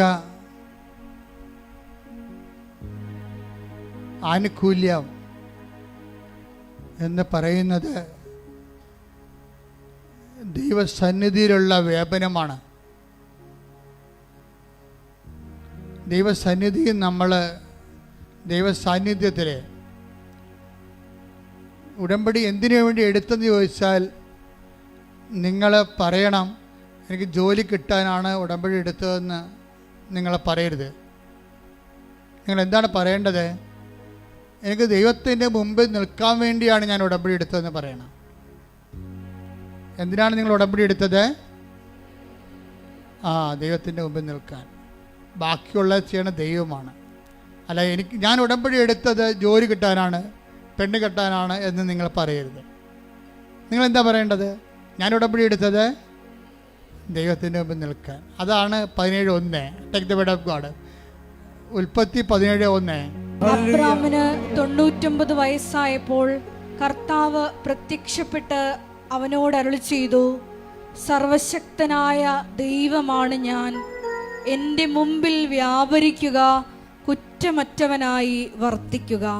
ഉടമ്പടി ചെയ്യുന്നതിൻ്റെ പ്രധാനപ്പെട്ട കാരണങ്ങളൊന്ന് ദൈവം ആവശ്യപ്പെടുന്നത് എന്താണ്? എൻ്റെ മുമ്പിൽ വ്യാപരിക്കുക. പറഞ്ഞേ, എൻ്റെ മുമ്പിൽ വ്യാപരിക്കുക, കുറ്റമറ്റവനായിരിക്കുക. അപ്പോൾ നമ്മൾ എന്തിനാണ് ഉടമ്പടി ചെയ്യണത്? ദൈവത്തിൻ്റെ മുമ്പിൽ വ്യാപരിക്കാനും കുറ്റമറ്റവരായിരിക്കാനും വേണ്ടിയാണ്. ഇതാണ് എൻ്റെ ബേസിക് എന്ന് പറയണത്. ഉടമ്പടി എടുത്തു കഴിഞ്ഞാൽ നമ്മൾ ദൈവതിരുസന്നിധിയിൽ ദൈവദൃഷ്ടിയിൽ കുറ്റമറ്റവരായി അത് പ്രോസസ്സാണ്. ഓൾറെഡി സഡൻ ചിലപ്പോൾ എല്ലാവർക്കും നടക്കത്തില്ല, പക്ഷെ നമുക്കതിന് വേണ്ടി ശ്രമിക്കാൻ പറ്റും. പ്രാർത്ഥിക്കുക, കർത്താവേ ഉടമ്പടി പ്രകാരം അങ്ങയുടെ മുമ്പിൽ വ്യാപരിക്കാനും കുറ്റമറ്റവരായിരിക്കാനും എന്നെ സഹായിക്കണമേ. Praise the Lord. ഹല്ലേലൂയ. 17:4 എടുത്തേ. ഇതാ നീയുമായുള്ള എൻ്റെ ഉടമ്പടി. ആരുമായിട്ട്? എബ്രാത്തിനോട് പറയണ ദൈവം. എന്താണ്? നീയുമായിട്ടുള്ള എൻ്റെ ഉടമ്പടി. അപ്പോൾ 17:4 അനുസരിച്ചിട്ടാണ് ദൈവം 17:1 പറയണത്. എന്തിനാണ്? ഉടമ്പടിക്ക് മുമ്പ് തന്നെ ദൈവം പറയും, ഞാൻ നീയോട് ഉടമ്പടി ചെയ്യാൻ പോവുകയാണ്. ഇതിൻ്റെ പ്രഥമമായ ഉദ്ദേശം എന്താണ്? 17:4 17:4 ഞാൻ നീയുമായിട്ടൊരു ഉടമ്പടി ചെയ്യാൻ പോകുന്നു. എന്തിനാണ് ചെയ്യണത്? 17:1 ഉൽപ്പത്തി പുസ്തകം എന്താ പറയണത്? നീ എൻ്റെ മുമ്പാകെ വ്യാപരിക്കണം, കുറ്റമറ്റവനായിരിക്കണം. പിടിയിട്ടില്ലേ? അപ്പോൾ ഉടമ്പടിയുടെ പ്രഥമ ഉദ്ദേശം IELTS പാസ്സാകാനും OET പാസ്സാകാനും അല്ല. പ്രഥമ ഉദ്ദേശം എന്താണ്? PR കിട്ടാനല്ല, PR കിട്ടാനാണ്. പ്രഥമ ഉദ്ദേശം എന്ന് പറയണത് ദൈവത്തിന് മുമ്പാകെ വ്യാപരിക്കാൻ. അതിനുവേണ്ടി നമ്മൾ രോഗികളെ പോയി കാണും, അവൻ പറയണ പോലെ ചെയ്യും, വസ്ത്രമില്ലാത്തവർക്ക് വസ്ത്രം കൊടുക്കും, സമാധാനത്തോടെ ജീവിക്കും, ആളുടെ കഴുത്തിലും കയറാൻ പോകത്തില്ല. കഴുത്തിൽ കയറുന്നവരെ നമ്മൾ നല്ല ഉപദേശം കൊടുത്തിട്ട് കർത്താവിൻ്റെ വചനത്തേക്ക് നയിക്കും. അങ്ങനെ നമ്മൾ സൽപ്രവൃത്തി ചെയ്തുകൊണ്ട് കർത്താവിൻ്റെ മുമ്പാകെ വ്യാപരിക്കും. കൈയടിച്ച് ശ്രദ്ധിക്കട്ടെ.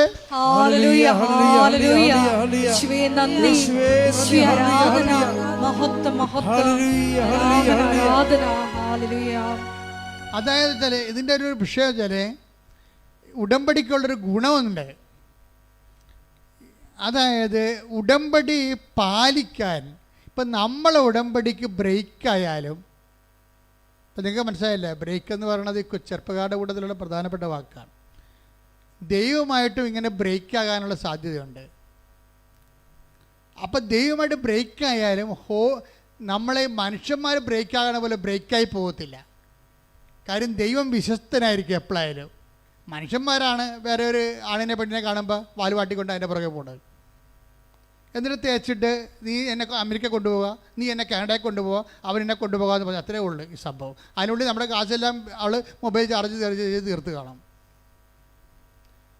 അപ്പം മനുഷ്യന്മാർ പെട്ടെന്ന് തേക്കും, പക്ഷെ ദൈവത്തിന് തേക്കാൻ പറ്റത്തില്ല. പക്ഷെ ദൈവം എങ്ങനെയാണെന്നറിയാവോ? ദൈവം നീ ദൈവത്തിന് ബ്രേക്ക് ചെയ്താലും ദൈവം നിന്നെ ബ്രേക്ക് ചെയ്യത്തില്ല. അത് ഏറ്റവും കൂടുതൽ അറിയാവുന്ന ആർക്കാണെന്ന് അറിയാവോ? ദാവീദിനാണ്. ദാവീദ് അഭ്യാസം മൊത്തം കാണിച്ചായിരുന്നു. നിങ്ങൾക്കറിയാമല്ലോ, ദാവീദിൻ്റെ കഥ അറിയാമല്ലോ. പക്ഷെ ദാവീദ് പറയും, എൻ്റെ കയ്യിൽ നിന്ന് അബദ്ധം സംഭവിച്ചതാണ്, പക്ഷേ ഉടമ്പടി പ്രകാരം ഞാൻ നിൻ്റെ മുമ്പിലായിരുന്നു, നീ നിൻ്റെ മുമ്പിൽ നിന്ന് എന്നെ സങ്കീർത്തനം 51:11 അങ്ങയുടെ സന്നിധിയിൽ നിന്ന് എന്നെ തള്ളിക്കളയരുതേ, അങ്ങയുടെ പരിശുദ്ധാത്മാവിനെ എന്നിൽ നിന്ന് എടുത്തു കളയരുതേ. അതായത് സന്നിധിയിൽ നിന്ന് തള്ളിക്കളയണതും പരിശുദ്ധാത്മാവിനെ എടുത്തു കളയണതും ദാവീദിന് ഒരു വിഷയമാണ്. ഒരിക്കൽ നൽകിയ പരിശുദ്ധാത്മാവിനെ റിട്ടേൺ ചെയ്താൽ അതിൻ്റെ അർത്ഥം ദൈവത്തിൻ്റെ സന്നിധിയിൽ നിന്ന് നീ പുറത്തു പോയെന്ന് എൻ്റെ അർത്ഥം. ജെറമിയ 14:21 എടുത്ത് ശ്രദ്ധിക്കട്ടെ. ഹല്ലേലൂയ ഹല്ലേലൂയ ഹല്ലേലൂയ ഹല്ലേലൂയ ഹല്ലേലൂയ ഹല്ലേലൂയ യേശുവേ നന്ദി. ഹല്ലേലൂയ ഹല്ലേലൂയ. ജെറമിയ 14:21 അങ്ങയുടെ നാമത്തെ പ്രതി ഞങ്ങളെ നിരാകരിക്കരുതേ, അങ്ങയുടെ മഹത്വത്തിന്റെ സിംഹാസനത്തെ അവമാനിക്കരുതേ, ഞങ്ങളുമായുള്ള അങ്ങയുടെ ഉടമ്പടി അനുസ്മരിക്കണമേ, അത് ലംഘിക്കരുതേ. ദൈവത്തോട് പറയണാണ്. എന്താണ് ജെറമിയ 21:14 എന്താ പറയണത്? 14:21 എന്താണ്? അങ്ങയുമായിട്ടുള്ള ഉടമ്പടി അങ്ങ് ലംഘിക്കരുതേ. എന്ന് വെച്ചാൽ ലംഘിക്കാനുള്ള സാഹചര്യം ചില മനുഷ്യന്മാർക്ക് ഉണ്ടായിപ്പോവും. പക്ഷേ അപ്പോഴും ഈ സങ്കീർത്തകന് ജെറമിയായ്ക്ക് ഭയങ്കര പ്രതീക്ഷയാണ്. എന്താണ്? ദൈവത്തിൻ്റെ ഭാഗത്ത് എൻ്റെ ഉടമ്പടി ഇപ്പോഴും വാല്യൂ ആണ്. ആ ഒരു ബോധം നമുക്കുണ്ടാകണം. അല്ല നിങ്ങൾ വീണു പോയെന്ന് പറഞ്ഞുകൊണ്ട് ദൈവം വീണു പോയെന്ന് ചിന്തിക്കരുത്. നിങ്ങൾ എഴുന്നേറ്റ് വരണം. ശ്രദ്ധിക്കട്ടെ.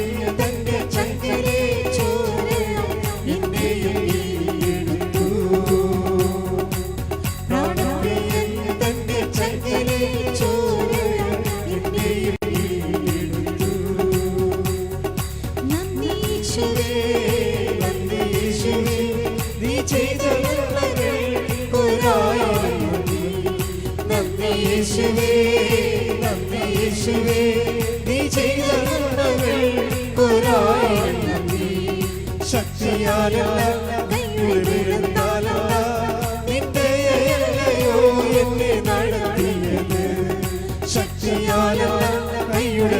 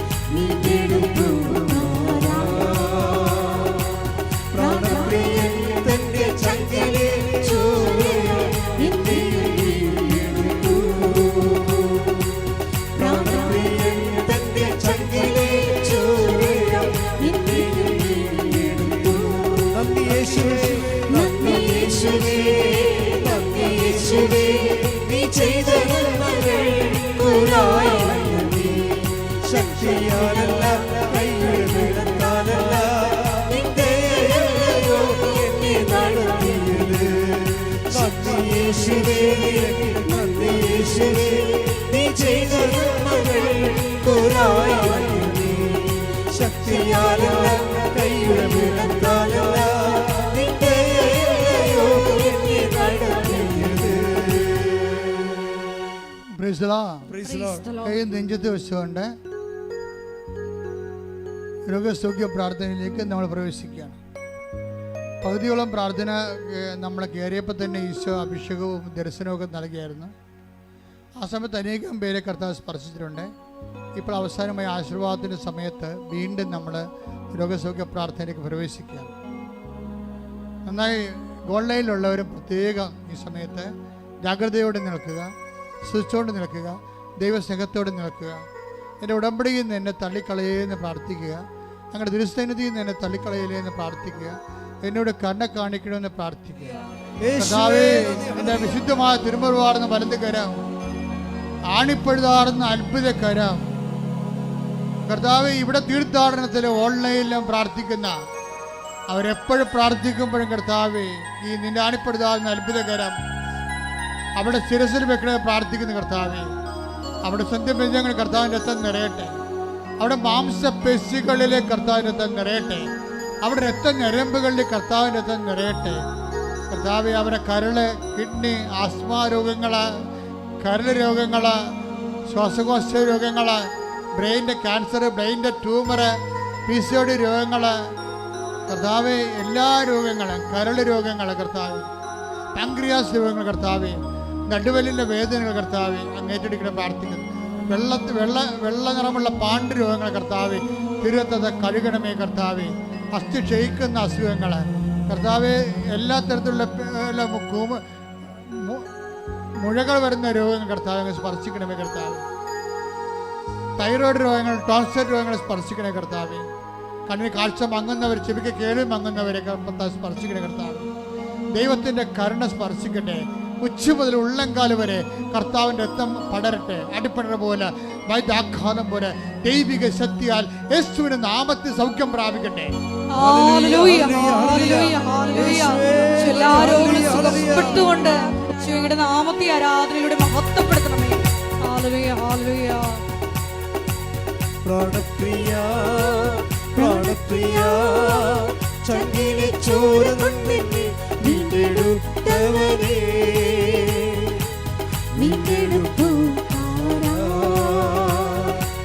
പ്രാണപ്രിയൻ തന്റെ ചങ്കിലെ ചോരയാൽ എന്നെയും വീണ്ടെടുത്തു.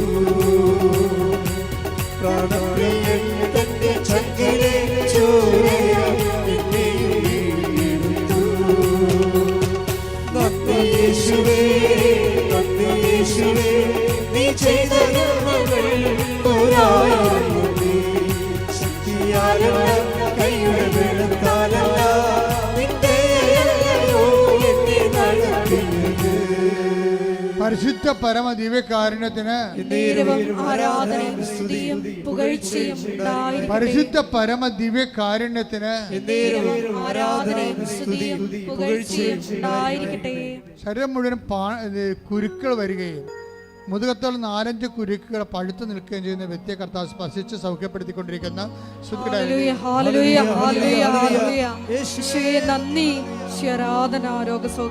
ഇടത് കിഡ്നി ഡാമേജ് ആണ്, വലത് കിഡ്നി ഇങ്ങനെ പഴുത്തു നിൽക്കുന്ന അവസ്ഥയാണ്. കർത്താവ് വ്യക്തിയെ സ്പർശിച്ചുകൊണ്ടിരിക്കുന്ന ശ്രുതികട ഹല്ലേലൂയ.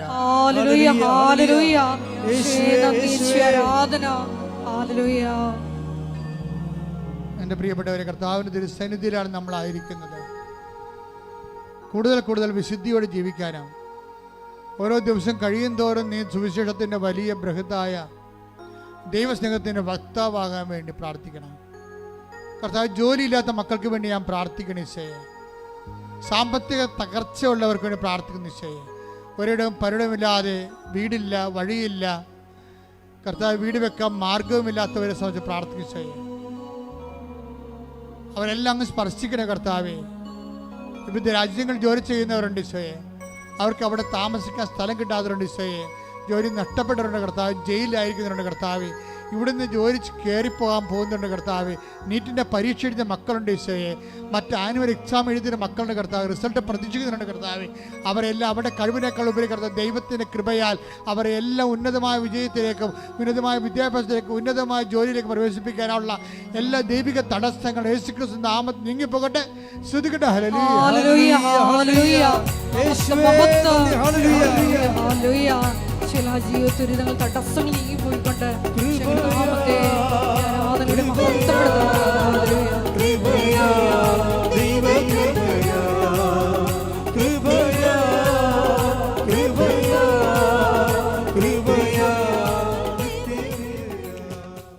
എൻ്റെ മക്കളെ, ജപ്തി നടപടി നേരിടുന്നവർ മക്കളെ ഓർത്ത് ദുഃഖിക്കുകയും അവർക്ക് ജോലിയില്ല, അവർക്ക് വേറെ ബന്ധങ്ങളിൽ പെട്ടുപോയി, കുടുംബത്തിൽ കയറുന്നില്ല, വിളിച്ചിട്ട് എടുക്കണില്ല, അവർക്ക് ഡിപ്രഷനാണ്, അങ്ങനെയൊക്കെയുള്ള മക്കളെ ഓർത്ത് വേദനിക്കുന്ന മാതാപിതാക്കന്മാരെ ഓർത്ത് പ്രാർത്ഥിക്കുന്ന സമയമാണിത്.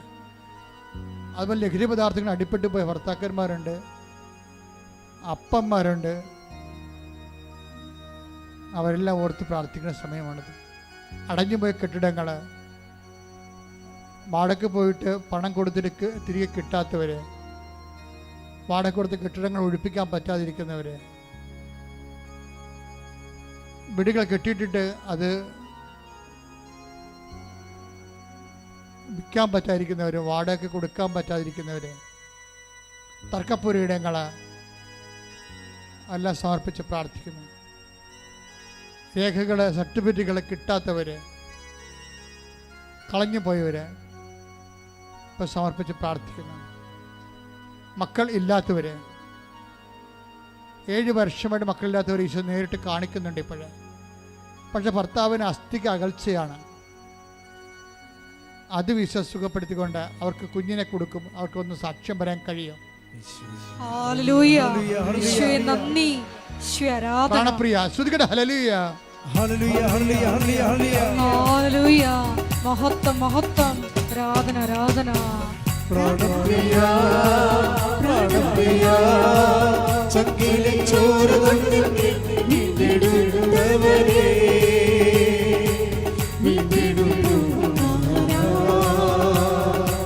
പ്രാണപ്രിയൻ തന്റെ ചങ്കിലെ ചോരയാ എന്നെയും വീണ്ടെടുത്തു. പ്രാണപ്രിയൻ തന്റെ ചങ്കിലെ ചോരയാ എന്നെയും വീണ്ടെടുത്തു.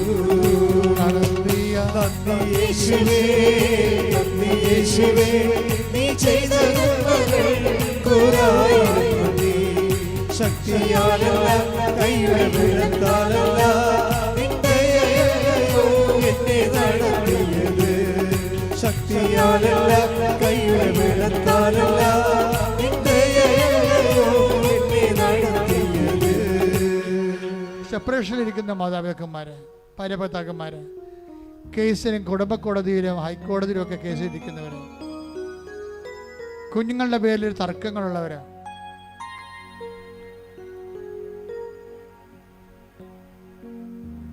അതുപോലെ തന്നെ വിവിധങ്ങളായ മറ്റ് അവിശ്വസ്തത കാരണം കുടുംബത്തിൽ അവിശ്വസ്തത, ചിലപ്പോൾ വേറെ പെണ്ണുങ്ങളുടെ ബന്ധം, ചില പുരുഷന്മാരുടെ ബന്ധം, അതിൻ്റെ പേരിൽ കുടുംബത്തിൽ സെപ്പറേഷൻ വന്നു പോയിട്ടുള്ളവർ, അനീതി അനുഭവിക്കുന്നവർ, അവർക്ക് ദൈവം മാത്രമേ ഉള്ളൂ. ശരിക്കും പറഞ്ഞു മനഃപൂർവ്വമുള്ള കരുതിക്കൂട്ടിയുള്ള അവിശ്വസ്തത, അതായത് അക്രമങ്ങളാണ് ശരിക്കും. വയലൻസ് എന്ന് പറയണതാണ് ശരിക്കും. ഒരു ജീവിത പങ്കാളി, ഭർത്താവോ ഭാര്യയോ വേറെ ഒരു ജീവിത പങ്കാളിയുമായിട്ട് ബന്ധപ്പെടുകയും അവരുമായിട്ട് ബന്ധം ഉണ്ടാകുകയും സ്വന്തം ജീവിത പങ്കാളിയെ അമർച്ച ചെയ്യുകയും ചെയ്യുമ്പോൾ അത് കോടതിയിൽ നിന്നും അപ്പുറത്തുള്ളൊരു വയലൻസാണത്. ദൈവത്തിൻ്റെ തിരുസന്നിധിയിൽ തീരാത്ത വയലൻസാണ്. അങ്ങനെയുള്ള ഇരകള് അതിൽ നിന്ന് എത്രയും വേഗം രക്ഷപ്പെടാൻ വേണ്ടി ഇടിമുഴക്കാൻ പോലെ ശ്രുതിക്കട്ടെ. ഹല്ലേലൂയ ഹല്ലേലൂയ ഹല്ലേലൂയ. ആരാധന മഹത്വം മഹത്വം, ആരാധന ആരാധന. ഹല്ലേലൂയ. യേശുവേ നന്ദി, യേശുവേ ആരാധന.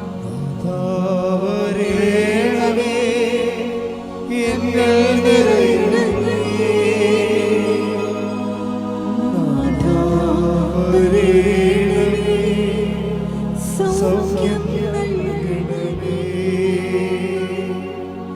പ്രാർത്ഥിക്കും മക്കളെ.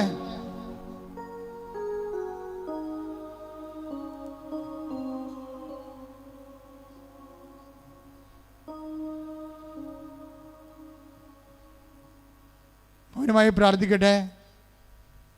സമാപന ആശീർവാദമാണ്. ഒരിക്കൽ കൂടി മരിയൻ ഉടമ്പടിയിൽ സമർപ്പിച്ചിരിക്കുന്ന എല്ലാ വിഷയങ്ങളും, നമ്മുടെ ജീവിതത്തിൽ ഇപ്പം നൊമ്പരപ്പെടുത്തുന്ന വിഷയങ്ങളും ദൈവമാതാവിൻ്റെ മധ്യസ്ഥയിൽ ദിവ്യകാരുണ്യ സന്നിധിയിൽ സമർപ്പിച്ച് നമുക്കൊരു നിമിഷം പ്രാർത്ഥിക്കാം. ജെറമിയ 29:14 തിരുവചനത്തിൻ്റെ വലിയ വെളിപാടനുസരിച്ചുകൊണ്ട് നിങ്ങൾ എന്നെ കണ്ടെത്താൻ ഞാൻ ഇടയാക്കുമെന്നാണ് ഈശോ നമ്മളോട് പറഞ്ഞത്. ദാവീദിൻ്റെ പ്രാർത്ഥന പോലെ അങ്ങയുടെ സന്നിധിയിൽ നിന്ന് ഞങ്ങളെ തള്ളിക്കളയരുതേ, അങ്ങയുടെ പരിശുദ്ധാത്മാവിനെ ഞങ്ങളിൽ നിന്ന് തിരികെ എടുക്കരുതേ എന്ന പ്രാർത്ഥനയോടുകൂടി നമുക്ക് ശിരസ്സ് നമിച്ച് ദിവ്യകാരുണ്യനാഥൻ്റെ ആശീർവാദം സ്വീകരിക്കാം.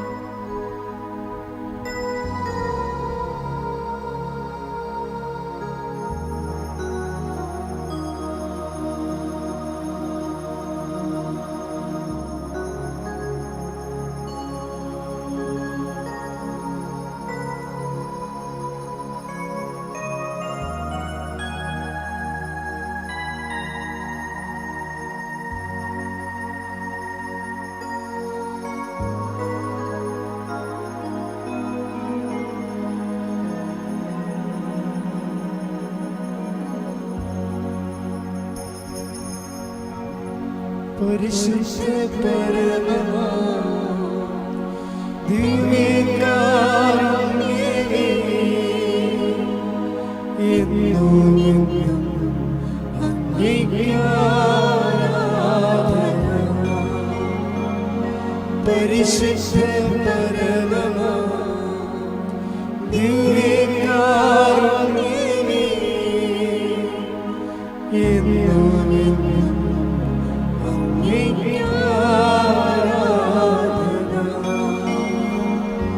പരിശുദ്ധ പരമമാ ദിവ്യകാരുണ്യമേ,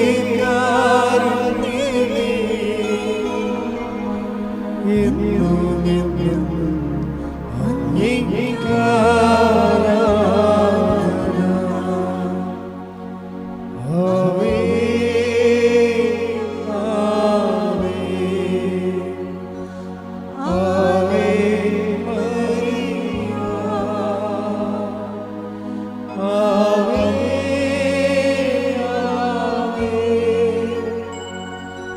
ആവേ മരിയ.